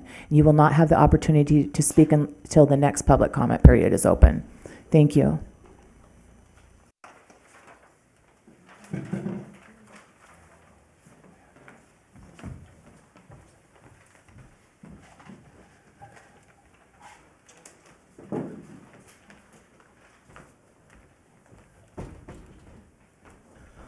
Okay, I will close the first public comment period and move to item number 1 for possible action, approval of the minutes for the April 15th, 2026 regular meeting. Do I have a motion?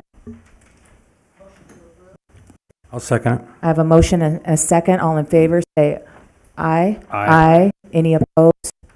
Motion carries.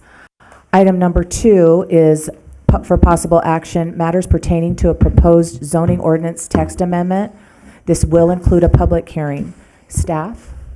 Good evening, Chairman Crum, members of the Commission, Nikisha Lyon, Planning Manager with the Community Development Department. This item is for consideration of a request to amend Title 11, Chapter 13 of the City Code. This is to authorize the growing and wholesaling of crops and other related agricultural and horticultural activities if such crops are grown and harvested within an enclosed, environmentally controlled structure and are grown without the use of any pesticides, herbicides, or other chemicals sprayed or applied to the crops other than natural nutrients. And this is to add it as a permitted use in the CM Commercial Manufacturing Zoning District. Earlier this year, the applicant, Boulder City Botanicals Company, LLC, with consent from the property owner of a CM zoned lot, applied for this zoning text amendment to enable their property, if approved by the City Council, to be used to develop an indoor plant propagation and cultivation operation within an existing commercial building along Wells Road. The text amendment, if approved by the City Council, would apply to all CM zone properties in Boulder City, and this is shown on the screen on the map. The area is indicated in red. Currently, the CM Commercial Manufacturing Zone does not allow for agricultural uses. The A1 Special Agricultural Zone does permit for this use by right. Starting on page 24 of the agenda packet, staff has provided some additional context regarding how other Southern Nevada jurisdictions permit similar types of agricultural uses within their jurisdictions. Just to summarize, indoor agriculture, crop production, market gardens, nurseries, and other urban agricultural uses are permitted across a broad range of zoning districts, particularly within commercial, industrial, agricultural, and certain mixed-use zoning districts. Commercial districts frequently allow these uses either by right, a special use permit, or a conditional use permit. And then industrial zoning districts like the CM zone within Boulder City are among the most permissive areas for these activities, with indoor agricultural, hydroponics, plant nurseries, and agricultural processing often permitted by right in these types of zoning districts. Most jurisdictions emphasize that indoor agricultural operations occur within an enclosed building and include certain operational standards related to lighting, screening, parking, irrigation, wholesale and retail sales, and then compatibility with the surrounding uses. So based on the applicant's request, the proposed amendment adds the use, and that's subject to several conditions. Within the proposed text amendment, there's clarification that the amendment does not permit the cultivation, processing, distribution, and use of marijuana, sale of marijuana, which is already prohibited by our code.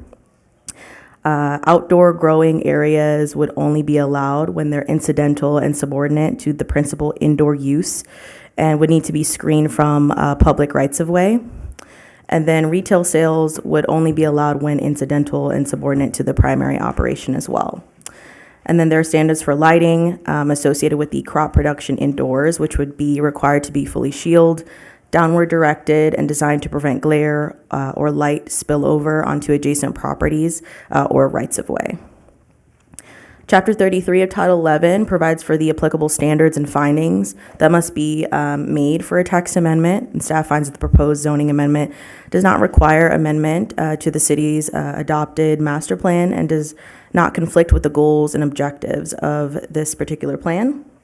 Impacts in regards to existing land use, adjacent uses, adjacent areas, utilities, noise, drainage, and character of the existing neighborhoods will be evaluated upon the applicable permitting process related to this type of use on a specific property, and they're not applicable to this general zoning text amendment at this time. During that applicable permitting process, compliance with building code, fire code, public works requirements and standards, and then other applicable provisions within Title 11 and the city code will be evaluated. The proposed ordinance language is subject to change pending legal review and then additional recommendations made by the Planning Commission, if any, tonight. The item was noticed in conformance with city code. We haven't received any written public comments. So the request before the commission tonight is to hold the public hearing, deliberate, and make a motion to either recommend approval or denial of the request using the draft motion language that is on page 33 of the agenda packet. Staff is available for any questions that the commission may have. We also have representatives, the owners of the Boulder City Botanicals Company, Avi and Richard. They're here and they can answer any specific questions that you have. Thank you. Thank you, Nikisha. Does any of the commissioners have any questions for staff or the applicant? Go ahead. Is there any plan to limit square footage of these facilities, so we don't have like 100,000 square foot facility using a ton of electricity for the... No, not at this time. Any other questions for staff or the applicant? Go ahead, Matt. This is, I believe, a question for the applicant. Is there any estimate of the amount of water that and power that this facility will use?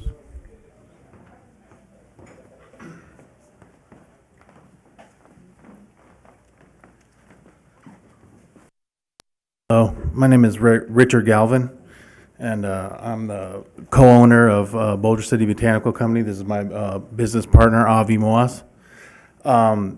The amount of water, we did a calculation, it was probably about 300 gallons a day that we would use, but that's not counting because we're going to have air conditioning units that are going to take the humidity out of the air. So we're going to contain a lot of that water back into the system. And then any wastewater we have is we're still gonna, like we wash a tray, we're gonna use that water to water plants because the whole idea is the plants are small. All it is vegetable plants, fruit and vegetable plants for people to buy for their gardens. So everything that we grow is gonna be small and it's gonna be sold to the community to have more people growing food. Thank you, Mr. Galvin. Does anybody else have any questions for the applicant? Thank you very much. This is a public hearing. I'll now open the public hearing on item number 2 for this proposed zoning ordinance. Any members of the audience wishing to speak? Is there anybody on the line? We'll wait for 30 seconds for the delay.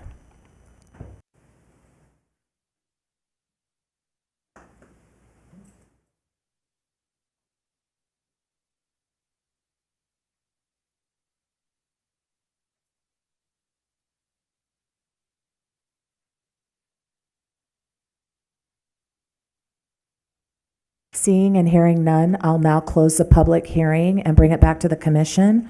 Do I have a motion?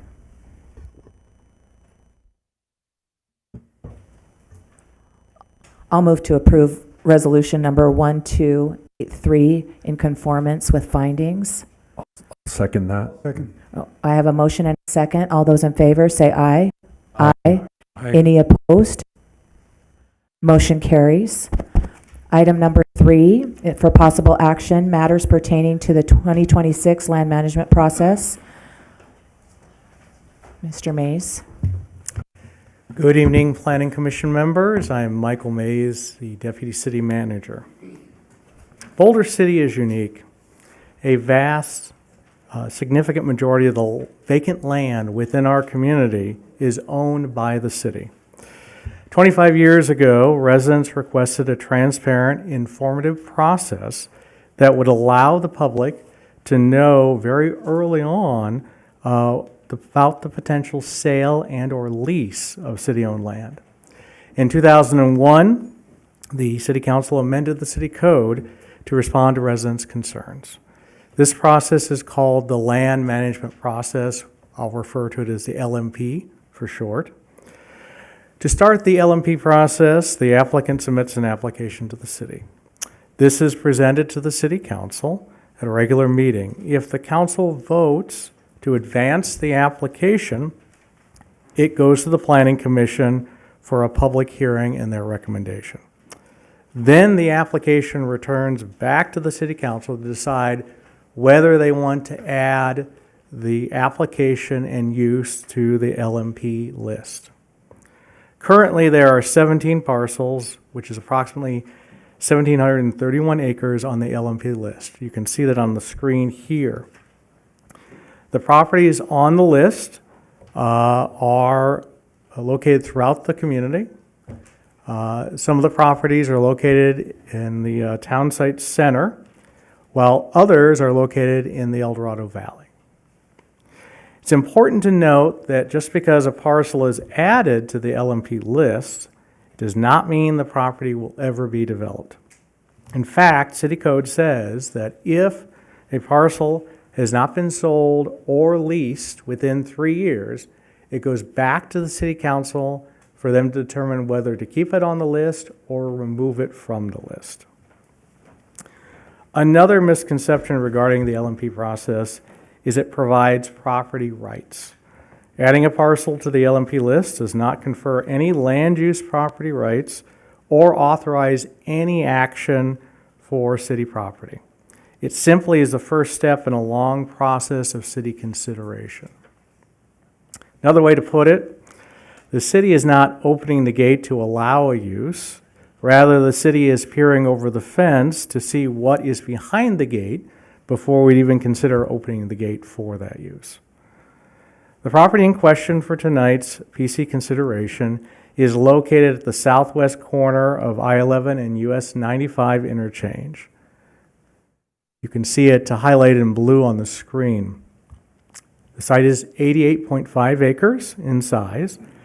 Townsite Solar 2 LLC, which I will refer to as TS2, currently has an option agreement to develop this site for solar and battery storage. Earlier this year, TS2 submitted an LMP application to the city to consider data centers on this site. In the community, there have been questions regarding the ballot question, regarding possible data center uses in the El Dorado Valley transfer area and the rest of the community. The city charter requires that for a use to be permitted in the transfer area, it must first be approved by the voters of Boulder City. As you can see with the attachment here, Holly, I don't know if you can zoom out. You'll see the original town site in blue and the what I'll call a rose-colored shaded area. That is the transfer area. So just to be clear, this application is outside of the El Dorado Valley transfer area, which will be subject to voter approval. Townsite Solar 2 has a presentation for the Planning Commission. In closing, it's important to note that even if this property is added to the LMP list for data center uses, there are many more steps involved in the process. City Council will decide if the city should seek requests for proposals, RFPs, to solicit other data center use proposals or consider an economic exception to directly negotiate for a lease with Townsite 2. Currently, the city does not have a zoning district that would even allow data centers. Either a new zoning district would have to be proposed, or a contemplated amendment, a text amendment to the existing energy storage zoning would be required. This process would require consideration by the Planning Commission and the City Council. The city also would be required to obtain appraisals per state law, and a new lease agreement would need to be negotiated with a developer and approved by the City Council. We are in step one of this process, which is why the city has not entered into any lease negotiations for a data center use with the applicant. TS2 represents in their presentation, which you will see in a moment, that this item will be considered by the City Council on June 23rd. To be clear, the date of City Council consideration will be determined by the city, and will be shared with the public once that's determined. And with that, I can answer any questions. Does any of the commission members have questions for staff? Go ahead.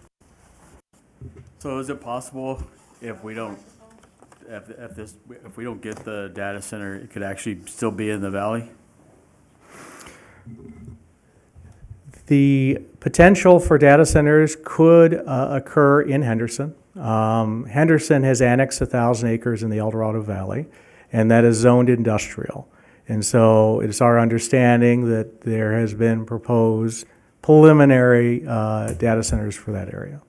That's my question. Thank you. Any other questions for staff? Thank you, Michael. Does the applicant want to come up and give their presentation?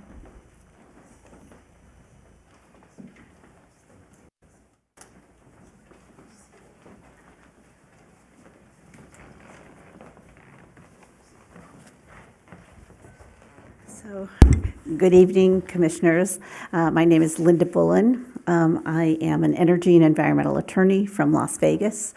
I have had the honor of appearing before many of you before in this capacity, but perhaps not ever before in such a controversial and sensitive matter.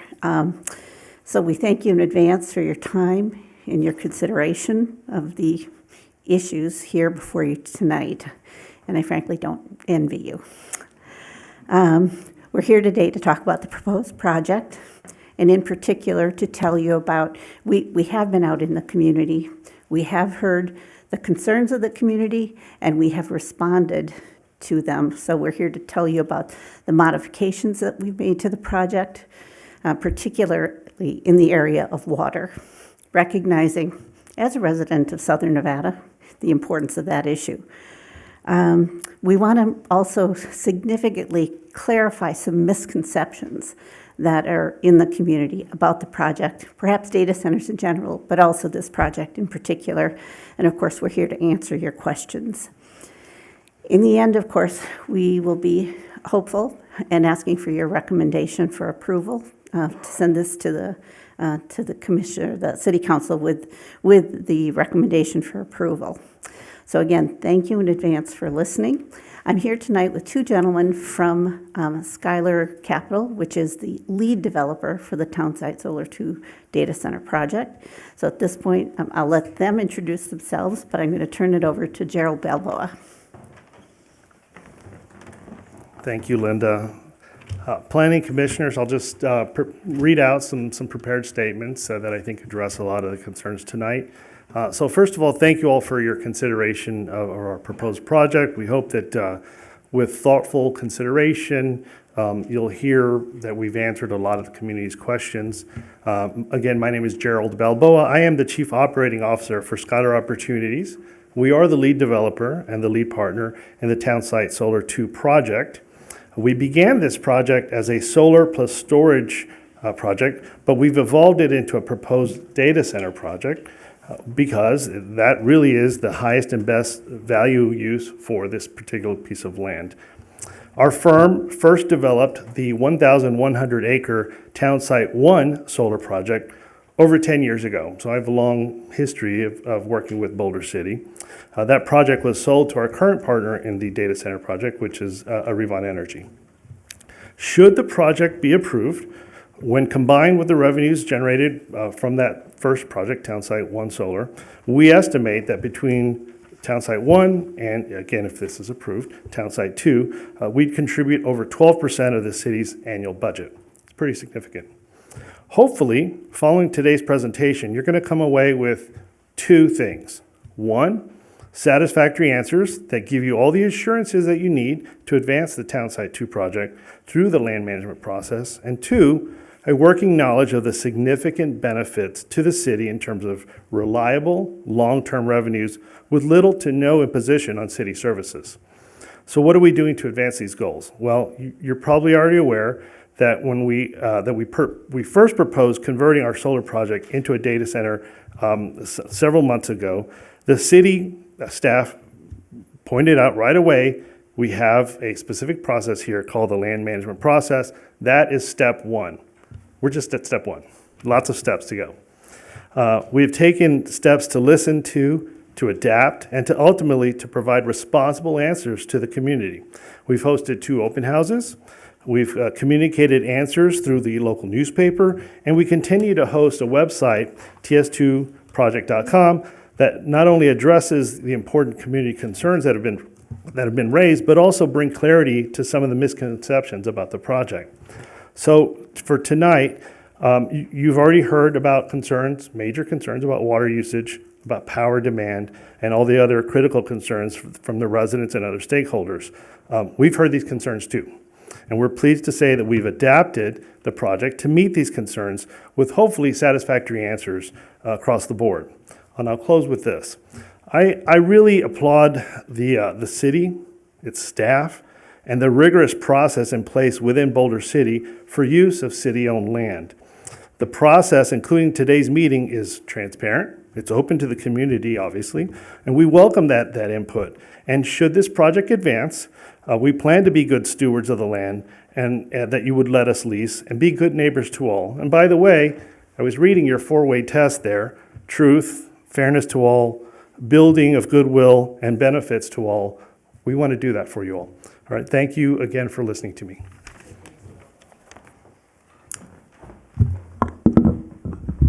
Good evening. My name is Rick Lammers, and I'm project manager for the Townsite Solar 2 project. And to advance the slides, how can I see that they're advancing? Okay. All right. Thank you.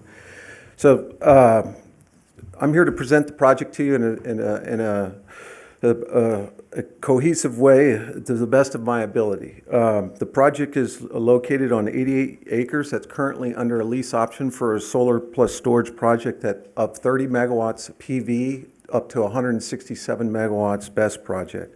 The project has firm bilateral transmission in place with SNWA that gives its firm transmission at 230 kilovolts directly into the Meade substation. And we estimate, based on our estimates, as you heard Mr. Mays say, that we'll have to do new appraisals and we'll have to negotiate lease terms. So this is just based on our estimates. We based it over the proposed 90-year term of the lease. The project would have over 330 million more benefits than the solar plus storage project on the same site. So we began development of the project in 2018. In 2020, in December of 2023, we signed the lease option with the Boulder City. That in that same time period, we signed the BLM issued a separate right-of-way grant for a property that's to the west of this property, just 2,000 feet away. Which is also the subject of an application with the BLM for a data center. In September of 2024, we signed the SNWA transmission agreement, which I previously mentioned. In January, we sent our application into the Boulder City as the first step of the process. And right now, we're in the Planning Commission meeting. The next step would be to go to the Commission.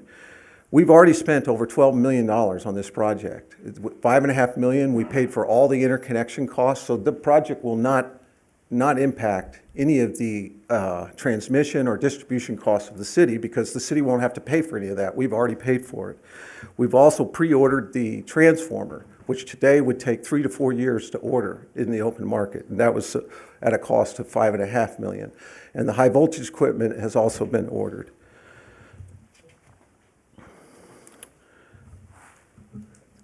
This next slide just talks about some of our partners. Townsite Solar 2 is the owner. Skylar Opportunities is the main sponsor of the project. Arivon, the owner of Townsite Solar 1, is also a partner of the project. Overwatch Capital, who's represented here tonight, is our technical expert providing technical expertise on data centers.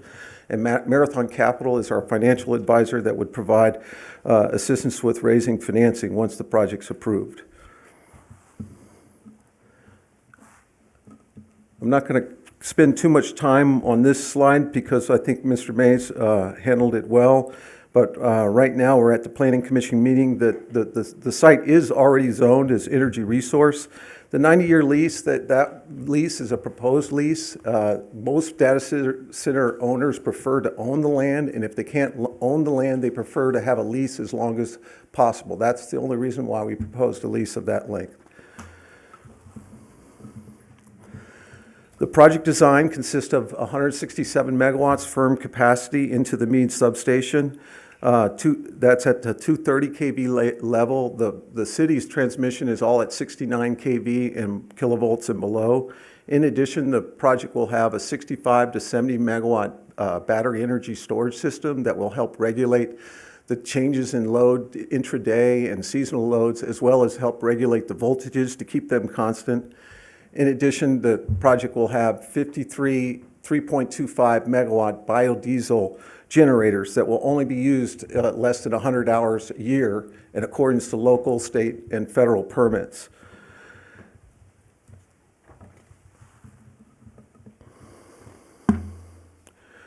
We initially were trying to figure out a way to use the effluent that's currently being discharged into the desert. I think it's close to 1.1 million gallons a day that's just being discharged.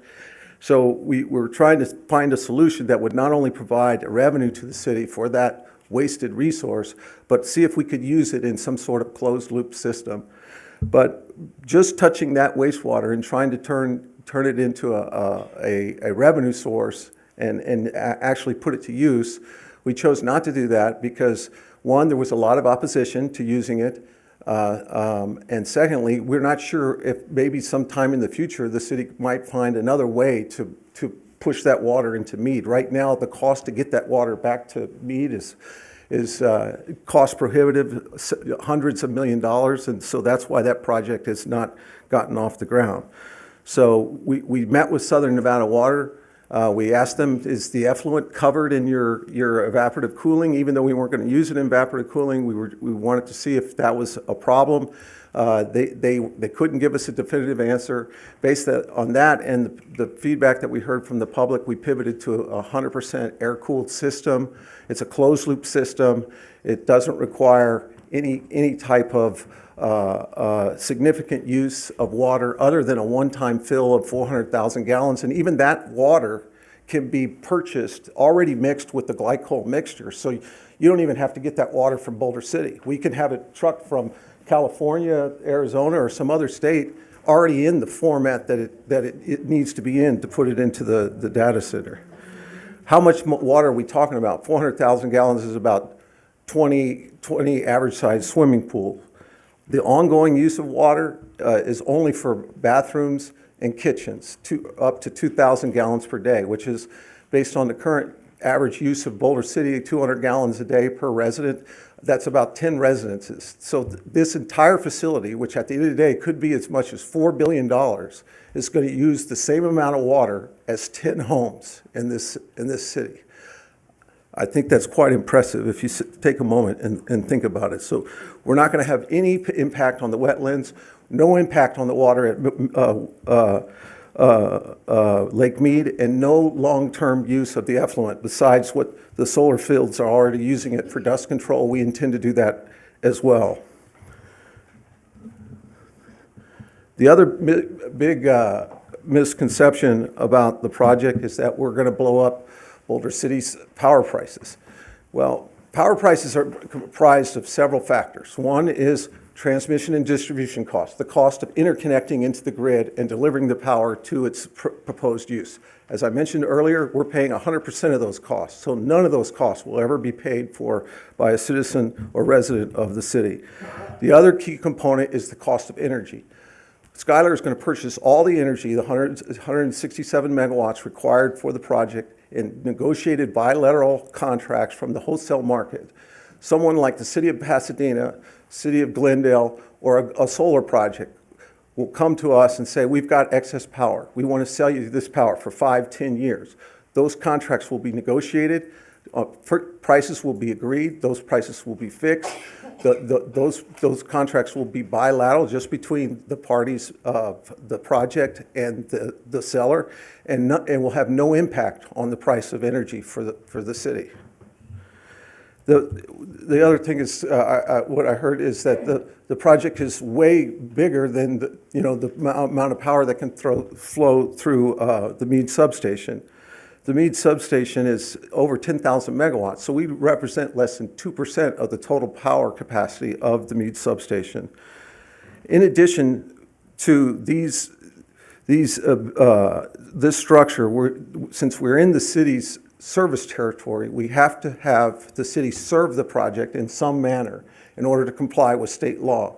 And our proposal for that is that we would install a meter at the point of delivery. We would hire the city to read that meter and and administer the monthly billing. For that, we propose to pay the city 50 cents a megawatt hour.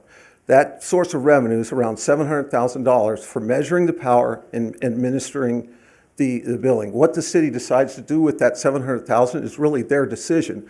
But this benefit from this project as a data center would not occur for the project if it were a solar plus storage project. We heard a lot of misconceptions and concerns about heat, sound, and air quality.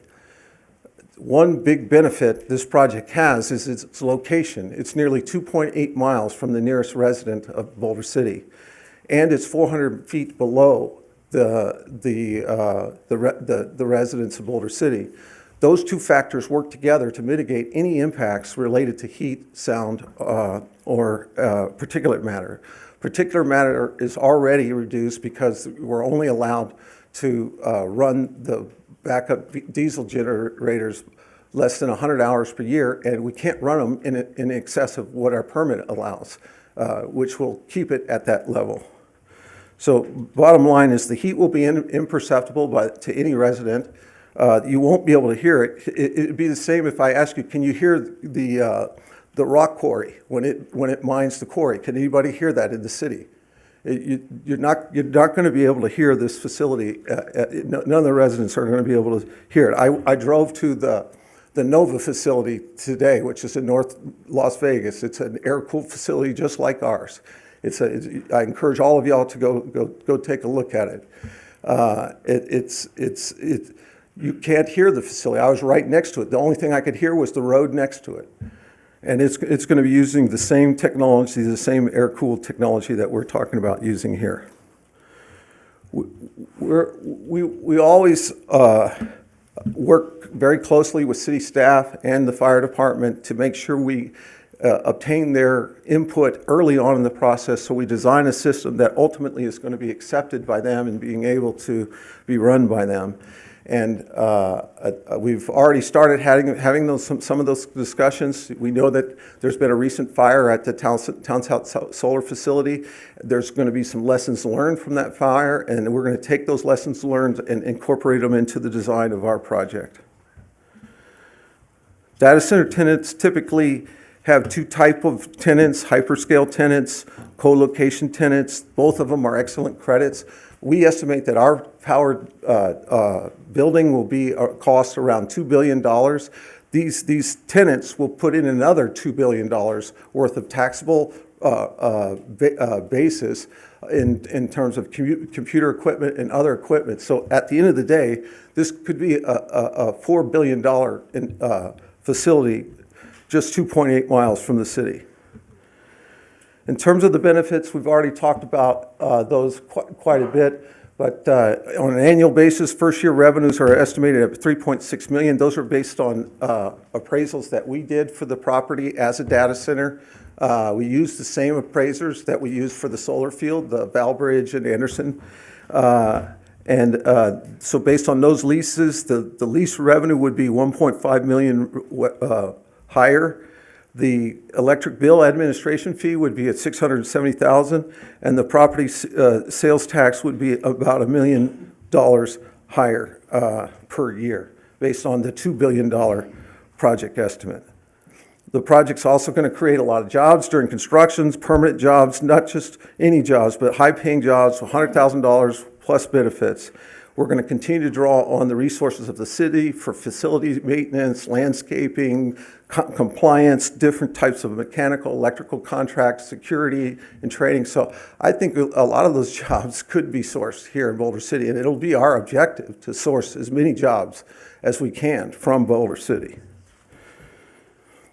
Lastly, I just want to thank you for your time.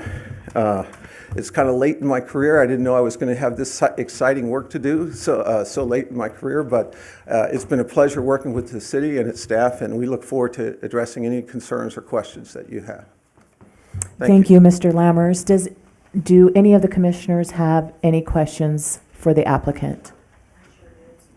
Okay. Hi, my name's Beth. Can you outline what the total revenue for the company annually will be related to the data center? So that's to be determined. It depends on what the lease rental rate would be, but typically, Gross revenue. You have to have estimates. You wouldn't go into a project like this without some idea of the money you're gonna make. Sorry. Speak into your mic, please. Thank you. You wouldn't go into a project like this without some idea of the gross revenue that these data centers were gonna generate.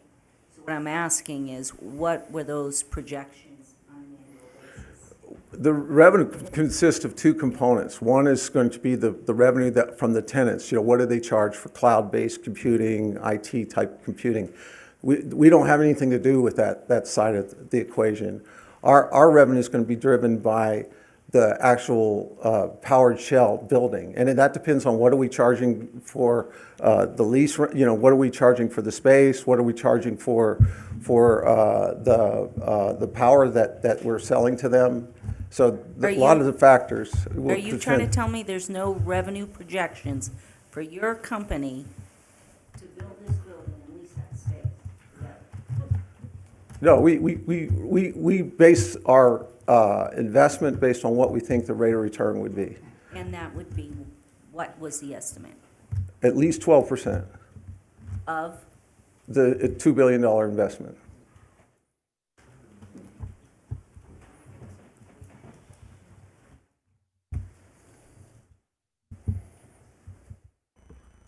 Question? Go ahead. Just to give my background, I'm a retired operating engineer, spent 40 years operating central plants and high-rises in Las Vegas, New York, and my main thing was resource management and central plant operation. And I see this closed loop system, air-cooled closed loop system, requires up to 400,000 gallons of potable water for a one-time fill of the cooling system. You know, I don't want to be rude, I want to be respectful, but that is absurd. Operating equipment like that, there are hourly blowdowns all over the equipment. You're going to be constantly refilling the system. That's just the nature of the animal. That's the way these systems work. And like I said, I'm trying to be respectful, but if you're putting out misinformation like this, you know, the financial side, I have no idea. She does. And if you're putting out this misinformation, how can I trust anything else you people say? As a matter of fact, aren't you guys hedge fund managers? No, we're a developing company that develops renewable energy projects. Call it what you want. Scott, maybe we can have Scott come up here from Overwatch and we can address your question directly, because you're saying that there's going to be regular blowdowns. You're saying quarterly. Well, how often do you think the blowdown? Hourly. You have to remove the total dissolved solids. The other thing is that the rust inhibitors that have to be added to the water, the glycol that you mentioned, a lot of these things are forever chemicals. This water can't go back into Lake Mead. It can't be, you know, it's going to end up back in our evaporative ponds. Introduce yourself, Scott. Yeah, I'm Scott Joring with Overwatch Capital, providing, Thank construction you. services for the group. So Sir, could you please yeah. come a little bit Yeah, I'm forward and sorry. spec into It speak into is the mic? a closed loop system, and there is chemicals in it. It's treated. We're not using potable water because it will introduce too many contaminants. So we get that pre-treated water from a service, right? That's critical for us because it does introduce contaminants. It introduces corrosion, so we have to make sure. And it is something we have to maintain often. There's monthly and quarterly taps and surveys we have to do for the water. I'm sorry, I can't hear you. Oh, there's daily services that we have to do, right, from a data center. There's redundancies in the data center that we're there every day maintaining that space. That's part of the nature of the data center. So we are looking at the water and the contaminant levels of the water. If there's anything, if we have to replace anything, it's with that solution again. We can't just introduce potable water to it because it would introduce too many potential contaminants into the water. So, Thank you. Thank you. anything else?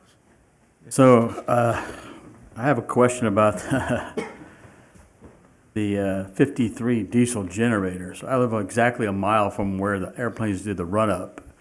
On a 4-cylinder airplane, I could hear it loud and clear at my house, a mile away. And you're telling me 53 generators, diesel generators, you're not going to hear 3 miles away. I just have a problem We with that. estimate that sound will be 7 decibels. We'll post a study on our website that'll allow you to read. It's been done by Kimberly Horn, who's also here, a respected environmental consultant that we use quite frequently, that the industry uses quite frequently. But it'd be 7 decibels at 2.8 miles away. Will you speak into the microphone, please? Thank you. The sound will be 7 decibels, a lot lower than that sound, at the nearest resident. Have you thought about, like, past Nelson's Landing? That's still part of Boulder City. You mean for an alternate place of development? Yeah, because we don't want to hear this noise. I can share with you a study. What I'd like to do is post the study on our website, Mr. Smith, and then if we could engage after you've had a chance to review that study. That study estimates that the sound will be 7 decibels, 2.8 miles away. Are you suggesting you'd like to withdraw this item until you can post the information? No, I'm not What's suggesting that at all. How come it's not available for the meeting where the decision about the land? No, the fact sheets do state that the residents of Boulder City will not have any perceptible feeling of heat or sound living 2.8 miles per way. We've already said that. It's on our website. This study just further supports that statement. Thank you. And just, if I might, just one thing further, these are just emergency generators. It's not meant to be a full-time operating, biodiesel generator, just to be clear. Yeah, who's to say that they're all going to run at a time? Those generators basically react to unforeseen events. You lose grid. You may not lose 100% of your grid. You may lose 10% or 15%. That can be handled by the battery. If you lose 50%, then you're only going to be running half of them. So to say that all 53 are going to be run, but even if all 53 are running, 7 decibels to the nearest resident. Yes, go ahead, Commissioner Rudd. So how come you guys aren't just building this out at USA Parkway or somewhere in northern Nevada where you would have to do no infrastructure, everything's already there. They've already got 15 data centers out there. Is it pure economics that by using Boulder City and our inexpensive land that makes it more attractive to you? Sure. So I think the question is, why not somewhere else that is maybe already used to data centers? Is that correct? Yeah, so we are developing many other projects. This is one of about 9 projects we're developing throughout the country. We have looked at other sites in Nevada. Why Boulder City? Why this particular piece of property? As we had originally studied this as a solar plus storage project, it it became obvious to us that with the infrastructure that was already being put in place for a solar plus storage project, that it might be better to consider this as a data center project, and hence we're here today to ask you to consider that. Infrastructure is in place. We believe it is a higher value case for not only us, but for the city, and that's what those numbers say. So at 12%, that's $480 million is your 12%. And so we're going to get 3.6 for our revenue? You're going to get whatever these appraisals that are required by state law suggest, and whatever terms we're able to negotiate with the city council. I mean, if we're This is an estimate based on the appraisals that we've done, and we just followed the same methodology that you use for the solar fields. would you be would you be willing to do a profit share with us, that you give us like 6-8% of the profit? As some city staff knows, we have long ago proposed a public-private partnership. We'd be perfectly willing to work with Boulder City on that front. We're doing that in other communities, by the way. So this would not be new to Boulder City. There is upside benefit, of course. By the way, those numbers that you just came up with, those are undiscounted numbers. So to be fair, we'd have to represent those in the current value. Thank you. Any other questions for the applicant before I open the public hearing?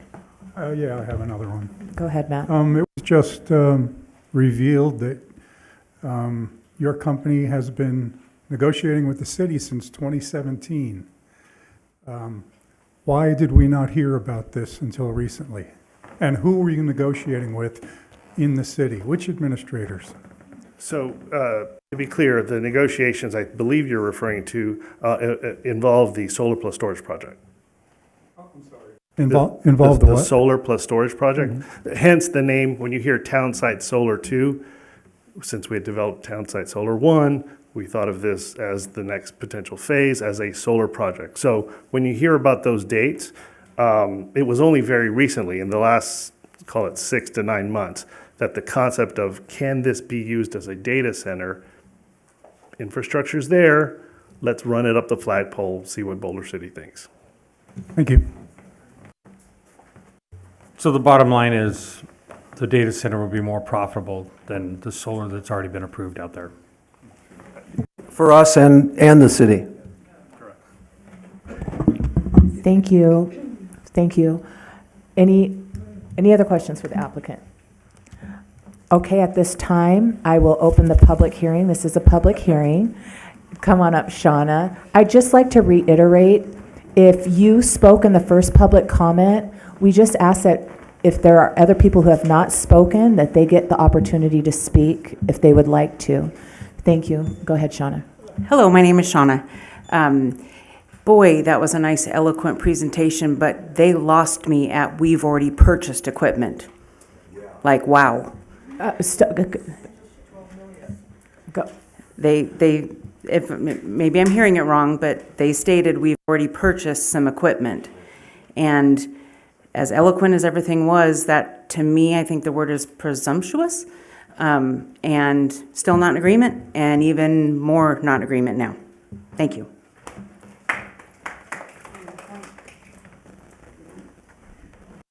All right, Bryn Delormier. Good point, but they said, trust me. So that said, I sat here in this room on December 9th of last year. They were here and they were asking for a renewal on their BESS, which is battery energy storage system, and which expired at the end of last year. So that's what they were up here asking for. It was approved. We didn't think anything of it at the time, so we were obviously shocked and surprised when we sat here a few months later and they had pivoted to a data center company all of a sudden, and then we found out that's what every BESS proposal recently tends to become. So everybody just take note of that. If you see BESS anywhere on an agenda, that's what's coming down the line. So, and they've actually, I think that application, they were getting a renewal of it. It had actually been approved originally, I think, in May of 2022. And this is data centers have just become a more recent thing. And so one of my questions is why the rush? And, you know, big tech companies have made it a rush because it's a supply and demand issue on their part. And I said this at the last council meeting, you know, lack of planning on their part does not constitute an emergency on ours.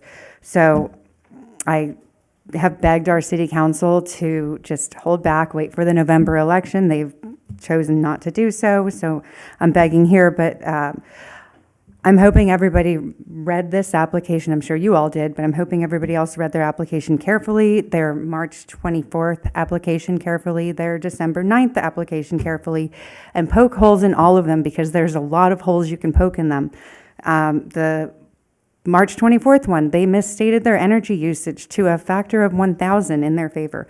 They said later that was just a mistake on their part. In tonight's application, I need to get my notes out, but they state their water usage in three different where they're cooling in three different ways. They state it under the cooling section 6. They don't state a number at all, but in section 3, I forget what that's listed, but in section 3, I think they stated as 900,000 gallons per day, and then in section 10, they stated as 600,000 gallons per day. And they're acting like they say they pivoted away from a evaporative cooling system, and somebody else brought up there's a huge water line going to there. Well, if they pivoted away from that, why is it listed twice in their application for tonight? I don't know. Those are two of the holes, and I've run out of time, so I won't go into the myriad other ones I wrote down here, but just please read it, and I just urge you again to please deny it. I had all my technical reasons, but I'll leave that to others. Thank you all. Appreciate you.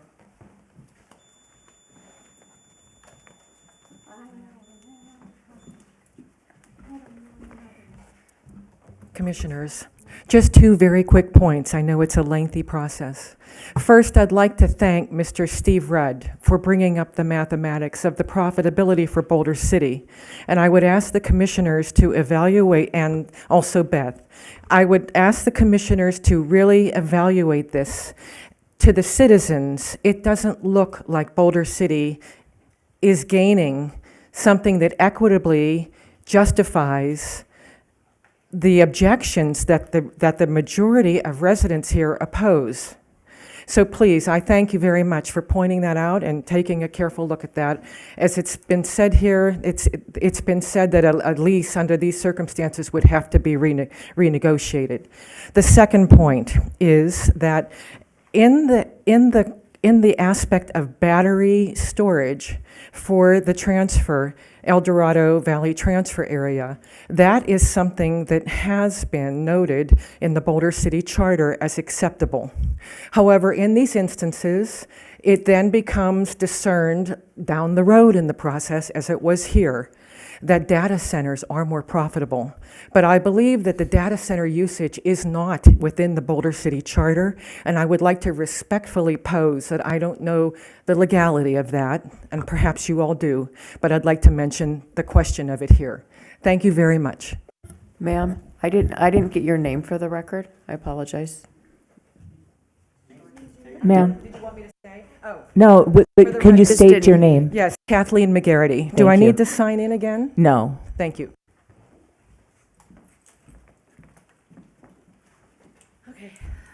Donna Malore, just very briefly. I think that we've shown by everybody here that, and what you've heard outside of here, is that we are just completely against these. We are not interested in hearing any more about it. We would really like you to consider not passing on to the city council that they should consider it. We'd like you to just deny it, and that's what I have to say. Thank you.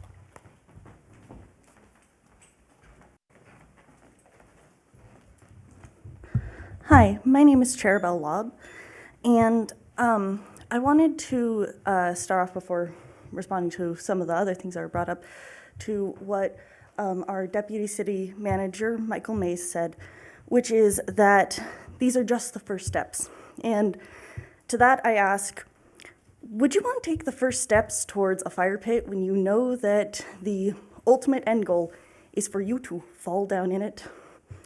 would you want to take the first steps towards a nuclear waste site, to a pit of spikes, to rabid dogs? No? Because I wouldn't.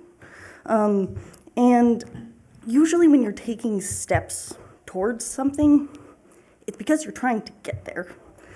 So trying to say that, oh, well, we're just in the early steps, so it's not like we're doing this, that's honestly quite silly to say. You're taking the steps, you're doing the thing. If you're placing down wood and hammering it in, that means you're building the thing. And right now, these are the steps. So let's set down the hammer, because absolutely everyone has said they don't want this. Let's just not have the pit of spikes. So, and let's not peer over the gates, especially when we know there's something bad on the other side. Let's try to keep the eyes of Boulder City. And with the data centers, there have been many mistakes in the information they've put out. How many mistakes does someone, especially a company, get to make before the mistakes will be called lies, or they'll be called a bait and switch? Because it's also interesting that they're up here saying, oh, well, this is a very recent thing, and yet in other speeches, they're saying, we've thought long and hard about this, we've put time into thinking about this. Has it been really short, or has it been really long? Because either you've thought about this for a really short time or a really long time, and right now, we're not getting the same answer on that, but we're also not getting the same answer on just about anything from them. So with that, I would like to once again say, please say no to the data centers, not just you guys, but City Council. I really hope that our City Council pulls through and that they can actually represent the city that they're saying they do, because right now, they're not acting like they're here for our people. They are acting like they're here for them, and they're acting like the only chamber is an echo chamber, and it's their voices, not ours. We have thousands of voices up here. I hope that thousands of voices are finally enough voices. Thank you. Thank you. Anybody else wishing to speak in the public hearing? Okay.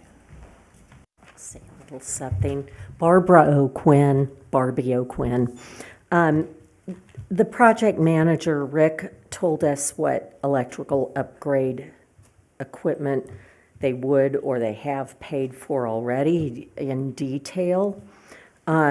He did not say it was all the electrical upgrades that would be needed. So my question to them would be, what upgrades to the grid would still be needed and who exactly would pay for them? My other comment is that he said that, rather proudly, that they could truck water from California or Arizona, but not this area. Much of our water comes from the Colorado River, which we share. We have big agreements with Arizona, California, Mexico. This whole area depends on our water. So by trucking it in from California, from Arizona, that's not helping us a bit. So I'm sure you'd agree. And I was supposed to sign in before, so I'm going to do that now. And that's all. Just have a lot of concerns. Thank you. Thank you. So this is Adam Schultes again, and I'm an educator, 36 years teaching, and I do my homework. Before I threw my hat into the race for city council, which was, by God, Friday the 13th, no idea, I did my homework. And every paper I've read, and there are hundreds of them, University of Chicago, Harvard, Yale, Cornell, you name the top universities in the country, and every single one of them are anti-data. You know what's interesting? The only papers that are pro-data are high-tech. So you have the academics on the left, you have high data on the right. So we're talking education, academics, fact, and we're talking billions, billions, and billions. Consider that. Don't sell your soul to the devil. We have a caller. We'll take the caller on the line, please.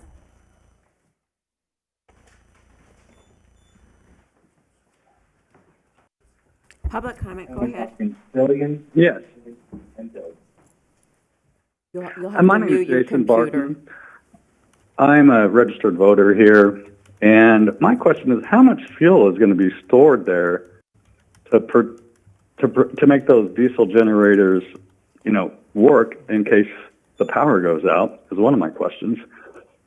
My other one is a statement, and that is, every single one of you guys, anyone that voted for this, my vote's going somewhere else. Thank you.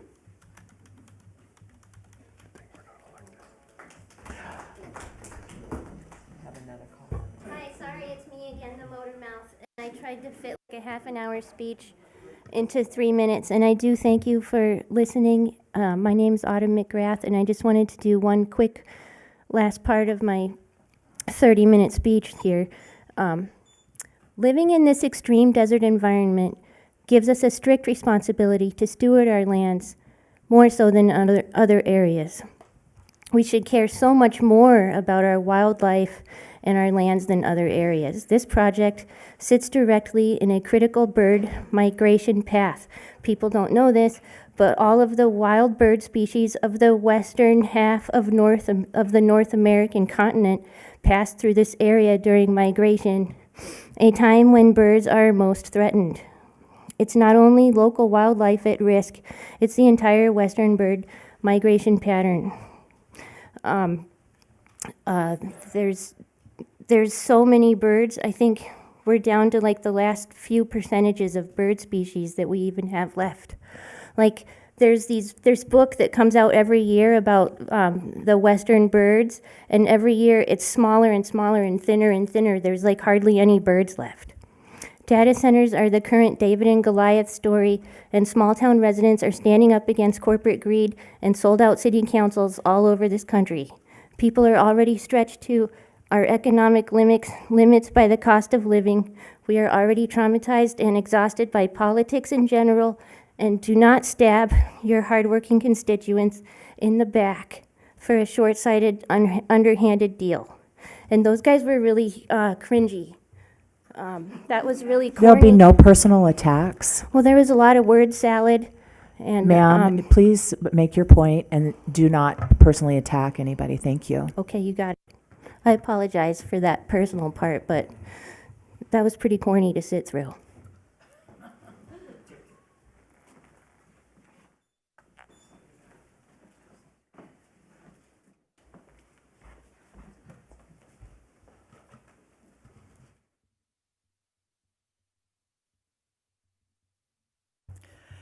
Hi, my name is Barbie Ruckel, and I wasn't going to talk, really nervous, but I lived in Vegas since '82, and I loved Boulder City, and I finally got to move here 3 years ago, and I just don't want to see it fall apart.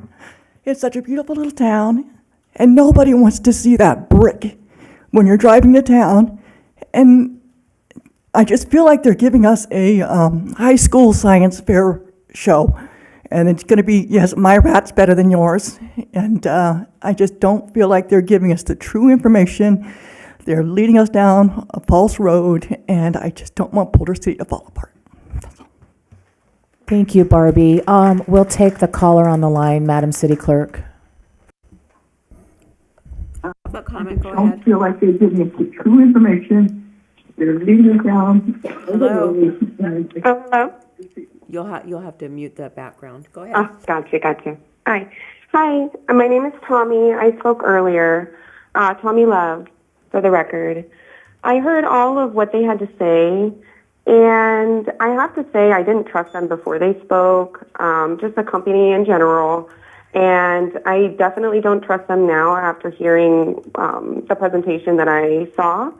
And so I hope that you guys can just really consider not accepting these data centers here in Boulder City. They told the room that they're projecting a minimum, and I want to emphasize minimum 12% profit. And what does the community really get out of this? What they're really getting is more heat, less water, and just to kind of clear the confusion, as a registered nurse, I do my background check. I make sure that we have the facts. And the data centers, they do produce heat. And in the valley, this heat is already killing people in the summer. And that's one of my biggest concerns in general. But they are taking our water and then they're now they will contaminate it further. And this is not speculation. This is actually what's been happening. And they target little towns, beautiful little towns like Boulder City on purpose. Some towns like this, they need the money, and I understand that, but this is not how we should be going about that in any form. But I really do want to thank you guys for hearing all of our concerns. I know there's been a lot of amazing people who spoke up tonight, and thank you for hearing us all out, because we need you. We really need you to hear us. Thank you so much. Thank you, Tommy. Any other person wishing to speak during this public hearing? Torres, and I just have one observation while they were talking. They were talking about not using potable water, but having treated water that they would be bringing in to use. However, they did not clarify what they would do if they had to replace that water, the treated water. Where would the other water go? Is it going to go into our landfills? Is it going to go into the ponds, as you say, the back ponds being pumped? So that's definitely something for them to say that they're going to use treated water, but they're not, in order to replace it, they're not telling us where they're going to put the water that they've had to replace at and where it's going to be landing. Hopefully not Boulder City. So thank you guys for listening and for the presentation. And it's definitely a no still for the data center.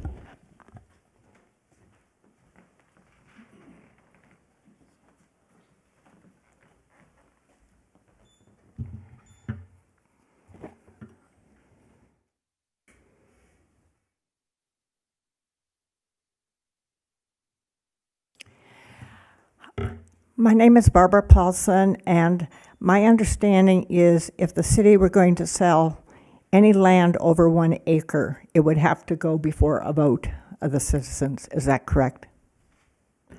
Ms. Paulson, this isn't the sale of land, it's a lease, and we can't answer questions in public comment. This is as important as selling land.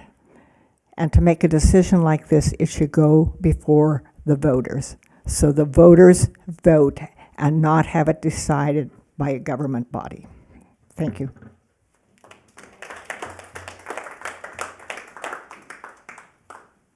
Is there a caller? I'll take the caller, please.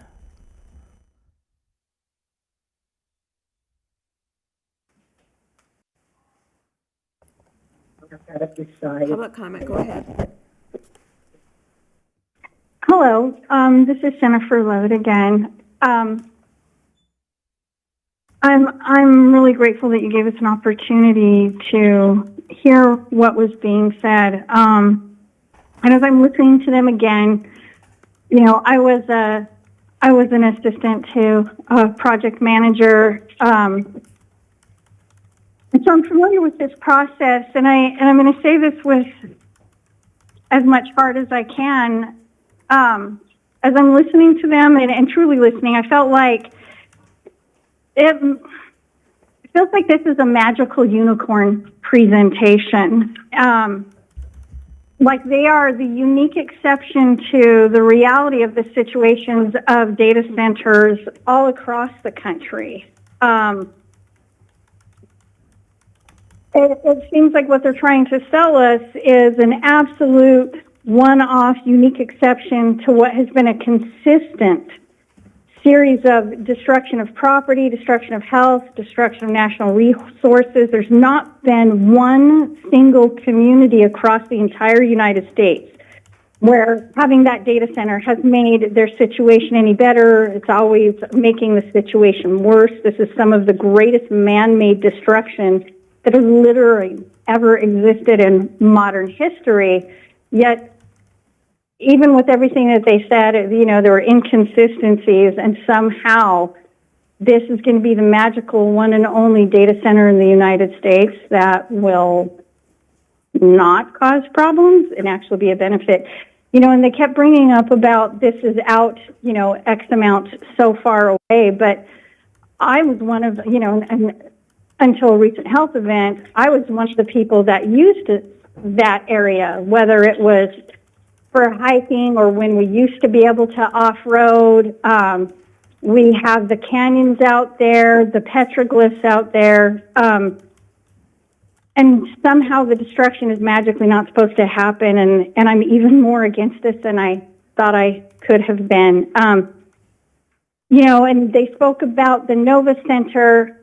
So while this was going on, I researched it, and the Las Vegas Review-Journal says that there are consistent, quote unquote, consistent complaints about high-pitched noises coming from the Nova Center. So I think I'm going to trust what the people in the community who are complaining about this consistently have to say instead of what we're being told, because literally the only people who have stood up in support of this data center are the people who are directly financially gaining from the data center, you know. And so my ask of you guys, and again, thank you for hearing us, you know, if this is one more key to destruction in our community, is that really truly the destiny you want to leave behind? Is that the mark? Ms. Levitt, your time's up. Thank you again for your comments. Okay, thank you. Bye. Any other person wishing to speak in this public hearing? Good evening again, Madam Chair, Commission, staff, ladies and gentlemen. Brandon Smith for the record. I think it's important to highlight the series of presentations that have been pitched publicly by the TS2 people. Their very first presentation, which was truly off by a factor of 1,000, it should have been shut down then and there. It wasn't. They continue to, I don't know, morph their numbers. Every presentation, it started out as a $2 billion project. Now it's a $4 billion project. They've spent $12 million by their own admission just a few minutes ago, already anticipating that this project is going forward. You're right. They wouldn't have done any of this if they had not anticipated an overwhelming, crazy amount of money. We are talking trillions of dollars at play here. And unfortunately, their data just isn't consistent from one set of data for the same thing to the other. Rick was up here talking about 167 megawatts. Their proposal is for 300 megawatts in 2 phases. They still haven't figured out a way to come up with the other half of the power that they're needed. The diesel generators and the amount of power that they're going to need to draw, they have to start those things monthly just to keep them running. Again, Rick would have us believe that all this heat is just going to float away and that it's advantageous for the site to be 400 feet below what the rest of the city is. Heat rises. If I'm doing my logic correctly, it would be more advantageous to have it 4,000 feet in the air, not 400 feet below, because it's just going to come up and waft into the city unless the wind is blowing in a very specific direction away from the city. We're all going to feel it. I can't imagine a world where we're home to the 7th wonder of the industrial world. We are small, but we are mighty. And let us be the city that says no to data centers when everybody else says yes. So when this all falls apart somewhere down the line and lawsuits are flying everywhere and data center developers are going bankrupt and trying to sue everybody, and us as citizens are losing our health and our wealth, and we're suing the proponents of this, The city will not be responsible because we said no. Please say no. Thank you. I'll take the caller. Public comment, go ahead. Yes, again, for the record, Fred Volz. I'd like to respond to some of the things that were said both by the proponents of the project and by the deputy city manager. It is frequently a tactic used that the public is considered to be full of misinformation and misconceptions to try and invalidate what the public has to say, and it's not a very respectful way to treat people. We are able to read and analyze just as well as the experts. So that is not a good tactic to take. Secondly, the quote that the project is going to purchase power on a long-term basis from places like Pasadena and Glendale completely defies the reality that California is very short of electricity. It's very expensive, and that's not really a source. They will be on the spot market with Boulder City competing against us, and I do wish the project proponents would finally admit that rather than tap dancing around that very straight fact without any further abadabba. Thirdly, I'd like to say that it is very telling when proponents of a project have to engage two different law firms and a public relations firm to promote their project. If it's so great, it should stand on its own. They shouldn't need to have help trying to shepherd it along and cajole people into supporting it. Again, nothing came up about their complete lack of experience running a data center, so we don't know what sort of operators they are. All we know is what they say they will do. We cannot take that to the bank. There is no proposed remediation of the injected chemicals into this closed-loop system, and there was no addressing of that issue on any rational or specific basis. That is a real problem. There should be a performance bond in place so that if this company or the companies cease doing business or create environmental problems, we in Boulder City have some sort of recourse. That has not been proposed. That's not been discussed. And finally, since the format does not allow for the public to ask questions and get answers, when will we have a workshop on this whole project with city officials, with the proponents, where everybody gets to hear the answer? That has not happened, and apparently it's not going to happen the way the two workshops were conducted. So none of what the proponents or the city staff have said give this public in Boulder City any confidence that this is a good project. Thank you. Madam City Clerk, is there another caller? Go ahead. Public comment, go ahead. Hello, my name is Savannah Beck calling again. I was just calling to state that the company is very trained in PR and legal terminology. So when they're going over these points in their PowerPoint, they're not giving us the full information because they could be held legally liable. That's why they contradicted themselves about the P water. And when the commissioner called them out about using that water, they turned around and said, no, we didn't say that, but they actually did. So everyone really needs to listen to the specific words that they're using because they're not telling us the truth. And when they're saying, oh, we actually got approved for the storage facility, but now we're going to change it to a data center when that wasn't the approval that they were given before. That's why we need to push back on them and keep telling them, no, we do not want this. They are not allowed to do that to us. Please stop poisoning our water, our community, everything, and quit lying to us. And that's all I had. Thank you. Is there another caller? There is. Go ahead. Public comment, go ahead. Hi, can you hear me? I can. Hi, this is Jasmine Lazaro. I'm a third-generation Nevadan. The applicants came in with polished slides and the right words. They told you the water would be recycled, the environment protected, contaminants monitored daily, and we're asking you to look at what is actually happening, not the promises, the record. U.S. data centers consumed 17.4 billion gallons of water in 2023 alone, equivalent to 160,000 American households.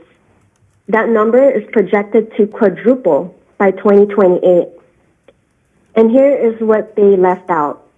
Data centers evaporate approximately 80% of the water they draw. Not recycled, not returned, gone. Google consumed over 6 billion gallons in 1 year. One single Iowa data center used 1 billion gallons, enough to supply all of Iowa's homes for 5 days. We are in Nevada, the driest state in the nation. More than half of our groundwater basins are already over-allocated. When they told you water would be recycled, Microsoft pledged a 95% reduction in evaporative water use. They then changed their reporting methodology so the numbers looked better. Google celebrated replenishment while consumption climbed 28% in a single year. xAI launched a gray water project, announced it would only cut aquifer use by 9%, and put it on indefinite hold. Indefinite hold. That is what their promise looks like in practice. Now let me say what no one else will, but also a lot of people know. This is not just about data centers.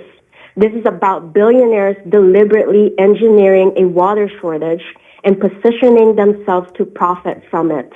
The same executives building these facilities are investing in water rights and water infrastructure.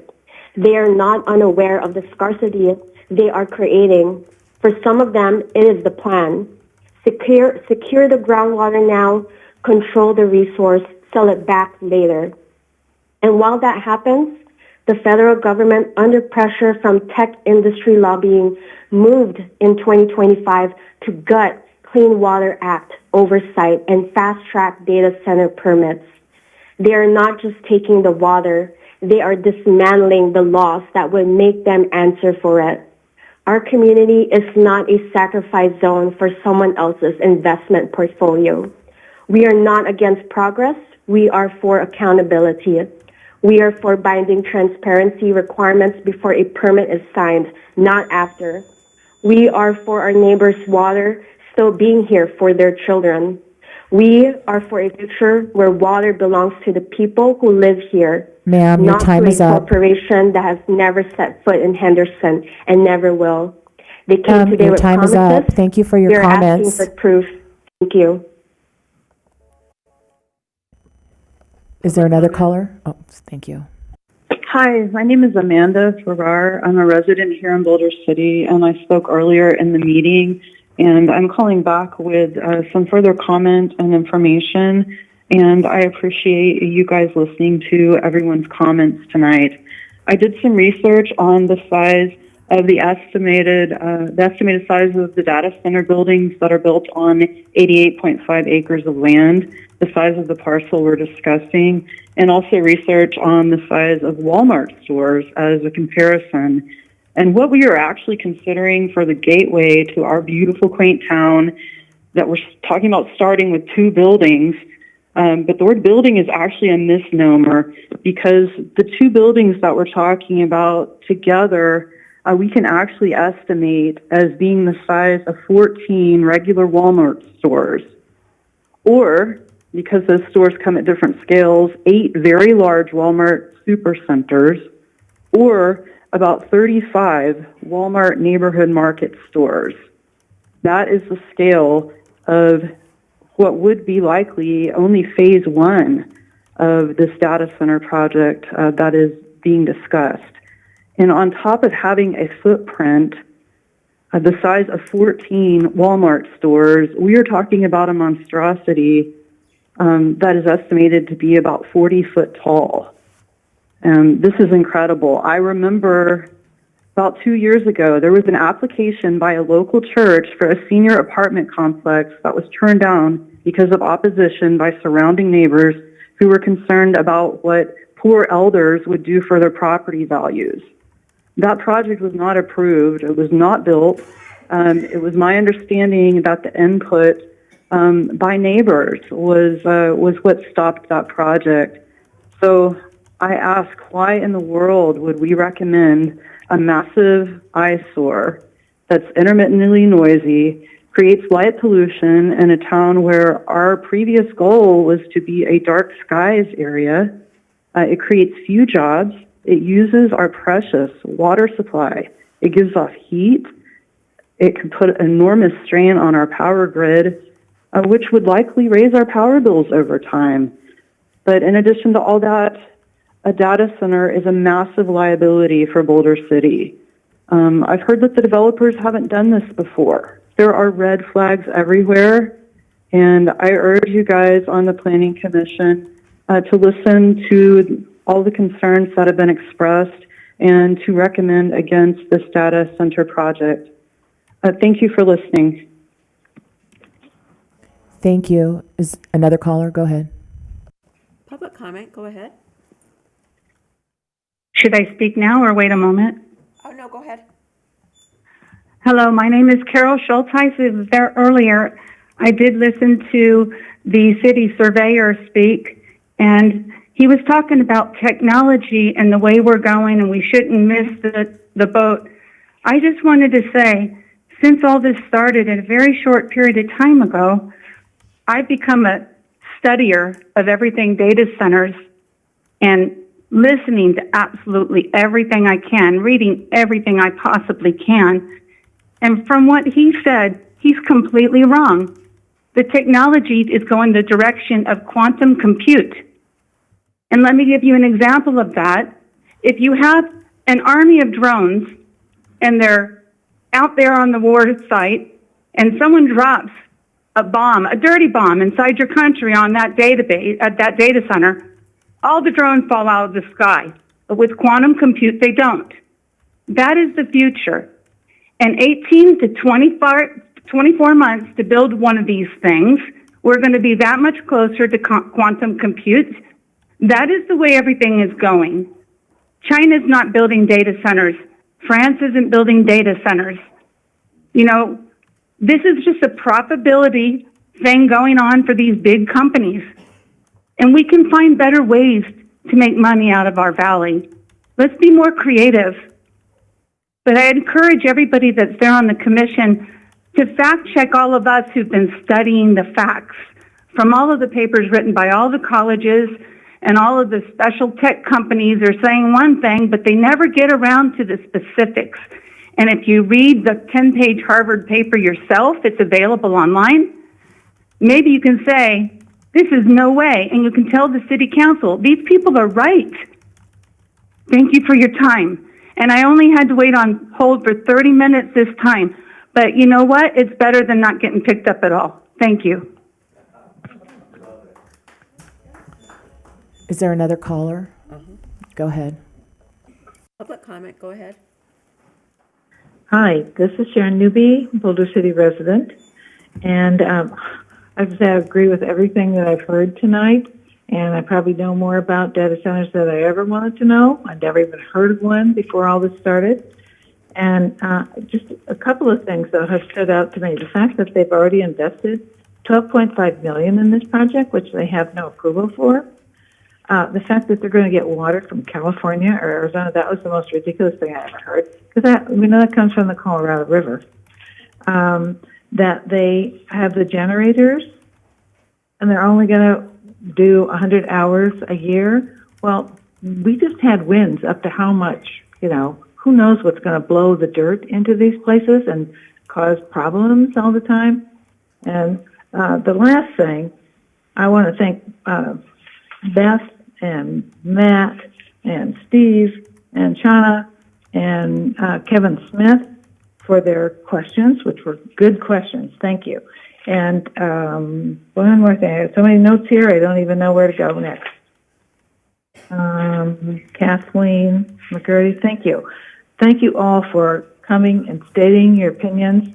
Thank you for listening, Planning Commission, and I hope that you decide to deny this petition or whatever it is. Thank you. Is there another caller? Tammy? Public comment? Hello?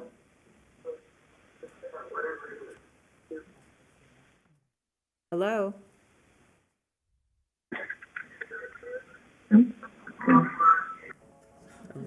Here's another call. Okay. Public comment, go ahead. Oh, hello. Thank you for taking my call. This is Julie Kemp. I was also in there earlier, and I had to leave, so I was listening online, and I heard the presentation, and I just wanted to say that, I mean, honestly, the presentation was so... Oh, let me turn off the computer. Sorry, should I repeat myself? No, we can hear you. Oh, okay, sorry. That the presentation was, I mean, honestly, it was sort of a joke. It really did feel like I was listening to, kids in, elementary school doing some kind of project with, it was just so unprofessional.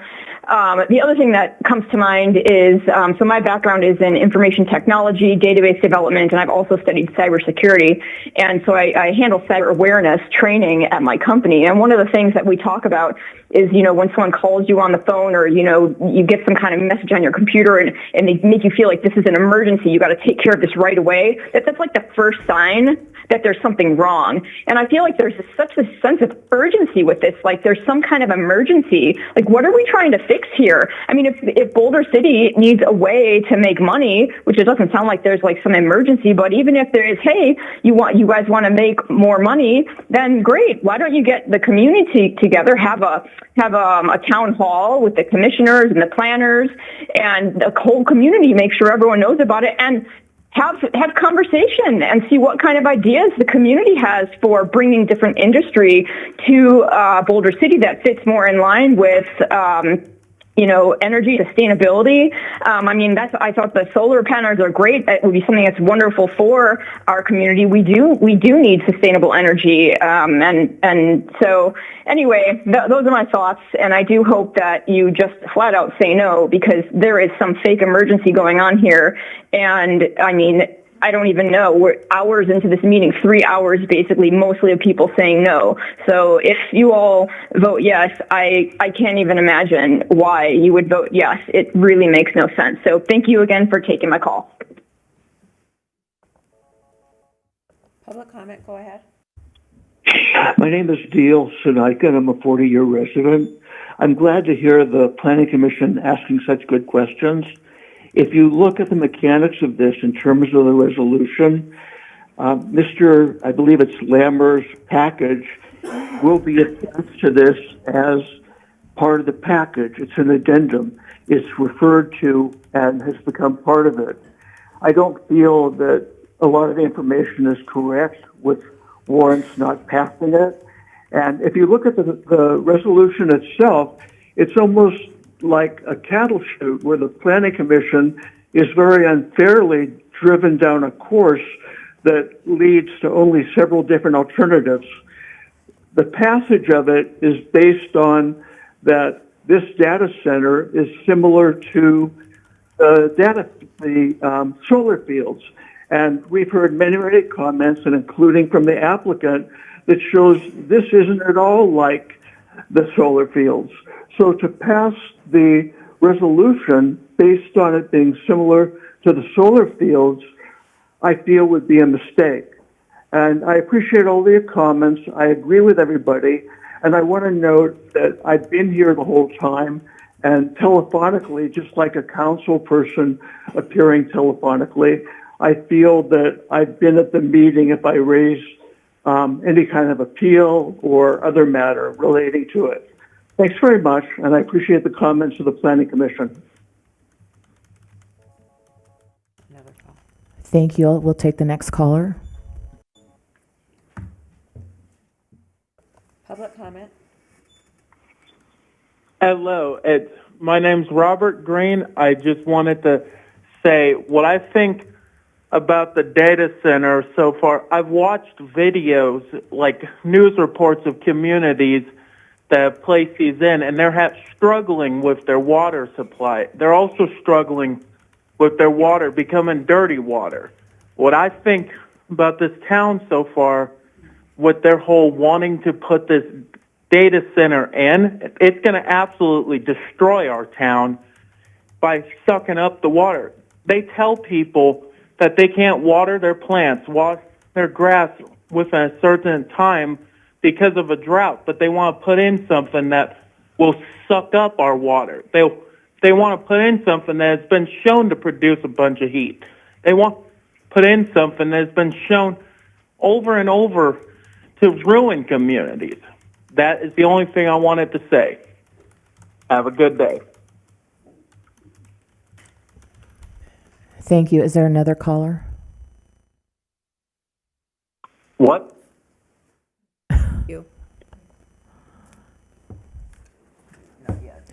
Anybody else wishing to speak during this public hearing?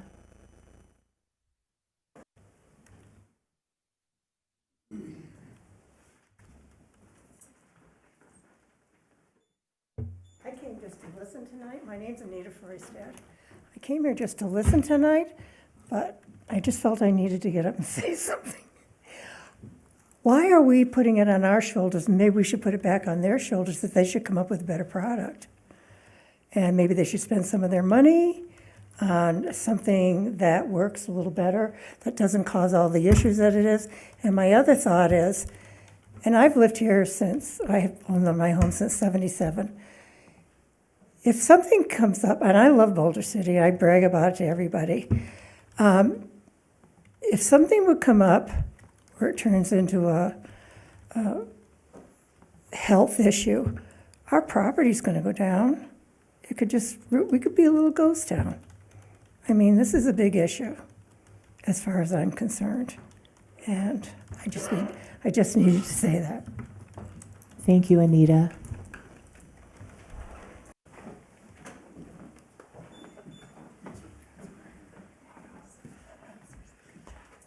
Hi, Karen Newcomer again.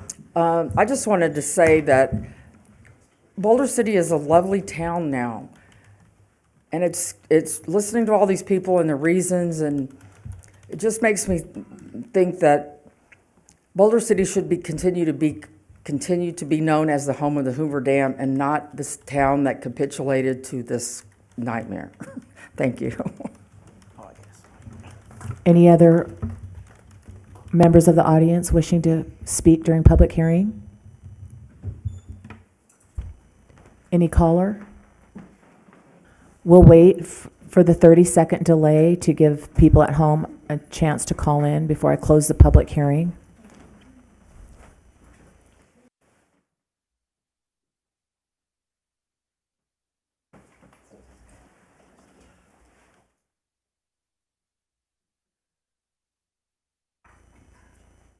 You think it's up? I think my 30 seconds is up. Okay.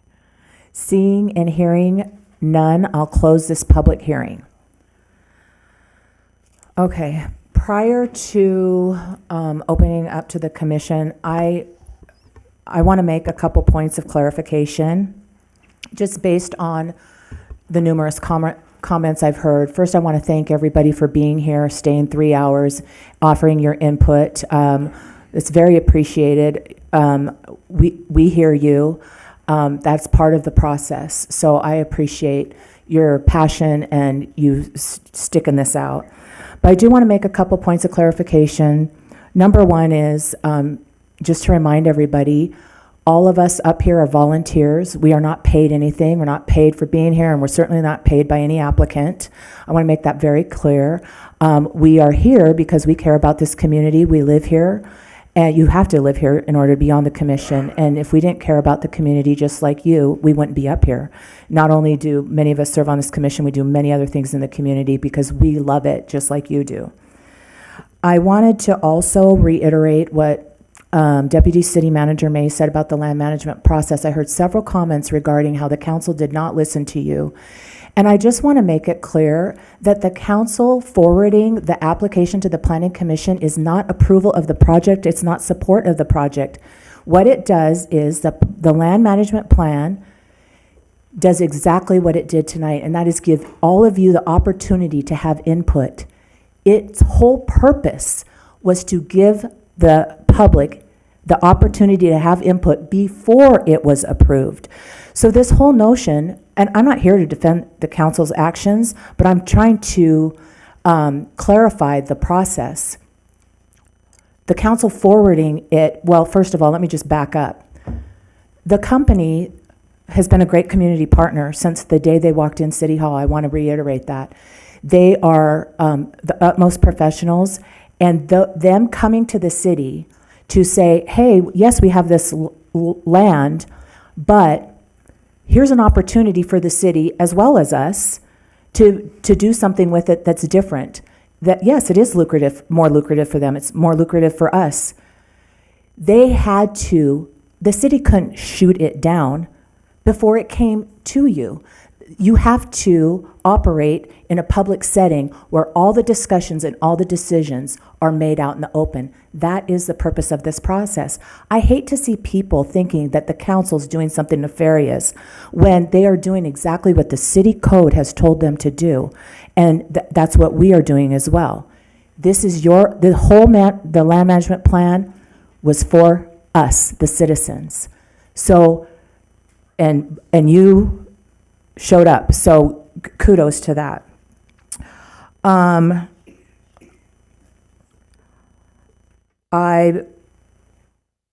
going to save, I have a couple more comments, but I'm going to save them. I'll let other planning commissioners speak.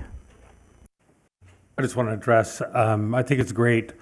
Everybody came out. I've been on the planning commission for going on my 8th year, and it makes it a lot better when you guys come in and you interject and you help. I think, we are just the first step. The city council is the next step where everybody needs to show up.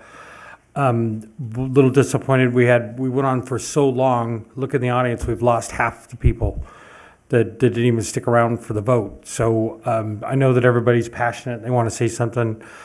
But just listen to the people ahead of you and make sure that we're just not repeating the same thing over and over and over. And we want everybody, you get to sign a petition, you show up, you show your face. But it's like, I felt like we kind of lost our momentum for you guys. But, the passion, everything's there. We appreciate that. And we appreciate everybody taking time out of their schedules and researching and everything else. So thank you guys for that. Any other comments from the commissioners? Okay, go ahead, Steve. I do. Yes. Yeah, I just want to chime in and again express my appreciation for everyone that's shown up tonight. And this is the process, right? Having this opportunity to come and let your voice be heard, and it's the beginning of this process. And what I would add is that I hope everyone recognizes that the vote tonight is not an endorsement or a denial of this project itself. The authority of this commission is to determine whether or not the applicant has met the threshold of being included in the land management process. And arguably, that is a very subjective threshold. It's a low one. It's a low threshold, honestly. But it is the beginning. If you read the Boulder City Code, and Assistant City Manager Mays referenced this, but the purpose is to ensure effective and sound practices surrounding the management of city-owned real estate. It is the first step towards determining the viability of the lease of city property in this instance, or the sale. In this instance, it's the lease of city property. So again, this vote is simply to determine whether or not this project goes on the land management process. It's not an endorsement. It's not stating that this project is even going to be successful. Many of the concerns, I believe, that were mentioned tonight could be reconciled contractually. Who stands in the authority to do that? The city. The city is the landlord. The city can dictate the terms by which this project has to adhere to. And so many of those concerns can be resolved contractually. Some of them will never be, granted. And I appreciate everyone for sharing those feelings, many of which cannot be reconciled by this body. at all. Some people will never be convinced that a data center is good. Some people will never be convinced to the opposite. That's just how it works. But this is the process, and I applaud you for coming here, spending the time to let your voice be heard. And I promise you that it is being heard, and the city council will hear it. But it's important to understand what this process is and what it is not. Thank you, Commissioner Morris. Does anybody else have any comments? I just, at the end of the day, it's like we're voting on whether it's the proper use of the land and we're going to change what it's going to be. And I think everybody, thought it was going to be for solar battery storage, and now it's going to be for something else. It kind of reminds me of, when the church came in front of us and wanted to do something besides a church. They wanted to do low-income housing. It all sounds like a great idea, but basically we're voting to change the use of that property. Thank you, Commissioner Rudd. I'll just make one more comment, and then we can call for a vote. Like Commissioner Morris said, our job is to determine if a data center would be appropriate on that land. If there was a data center, do I think that that land would be the place to put it? Absolutely. But with that being said, also, I want people to remember that it's important that the city, regardless of if you're very opposed to a project or you are in favor of it, it's important to consider, somebody said we need to be creative. This is a process where people bring their ideas forward, and you can be totally against them or all in favor of them, but that's what this company is trying to do. However, this is the hottest topic, one of the hottest topics in the country. On top of our hottest topic is our lack of water. And regardless of how I personally feel about the project or the applicant, this town is not ready. It's not. And I want to see the applicant be successful, and I want Boulder City to be successful. I don't think that can happen right now. I think there needs to be, I think we need to be proactive by creating policies, laws, codes, whatever, so people know we're not just reacting to, and the land management process is transparent, but there should be more structure, in my opinion. There's several success stories out there with data centers operating all over. You don't hear them because people aren't vocal about things that are running smoothly. They're vocal when they're afraid of changing their community, something changing their community, or that type of thing. So once again, thank you guys for your input, and I will entertain a motion. I recommend denial of Resolution 1280. Second. All those in favor? Aye. Any opposed? Nay. Motion carries.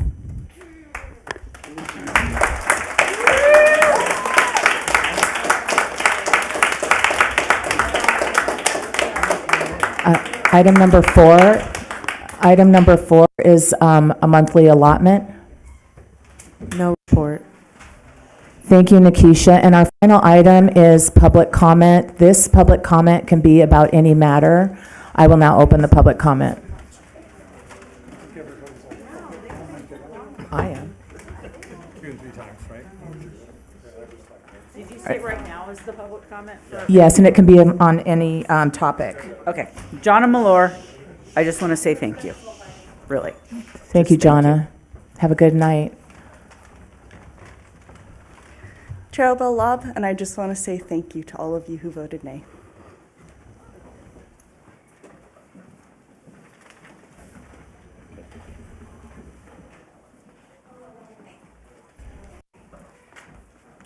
Kathleen McGarity, I want to thank you all wholeheartedly, and I want to say that many consider this a miracle. So I am humbled to be wrong, and I want to apologize to you for my doubt, and I thank you wholeheartedly. Thank you sincerely.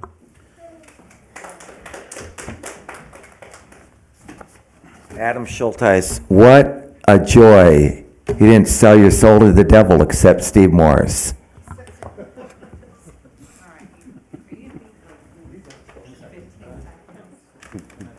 Any other public comment?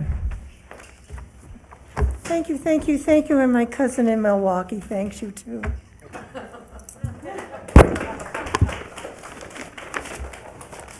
All right. I know y'all want to go home. Thank you. Have a good night. We appreciate all you do. Brandon Smith for the record. Thank you, thank you, thank you. You guys will be the commission that goes on to set the bar pretty high going forward. Thank you for your consideration.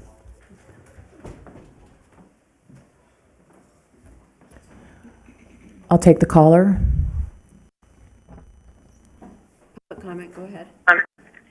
Hi, my name is Tommy Love. I just wanted to say thank you for listening to us and hearing us. And I'm really impressed that everybody got to spoke up, but that is the point, is even if we are repeating ourselves, even if multiple people are saying the same thing, the point is to make sure that our voices are heard as individuals. So I'm really proud of everybody for speaking up today, even though it took your guys' time. Thank you so much.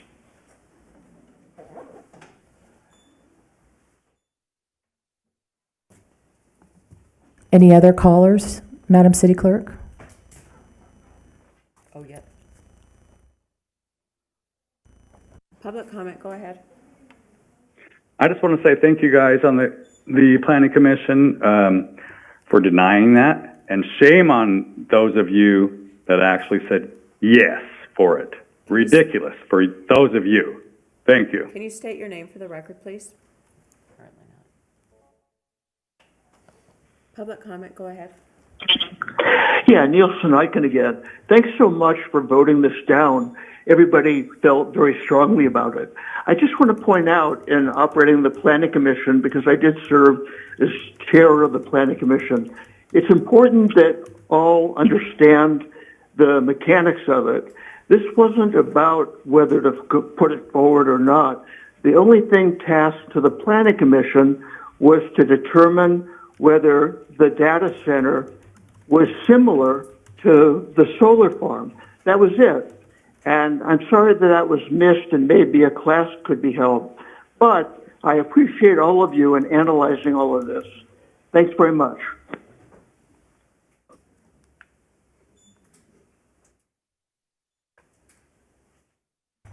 Oh, I was already checked out.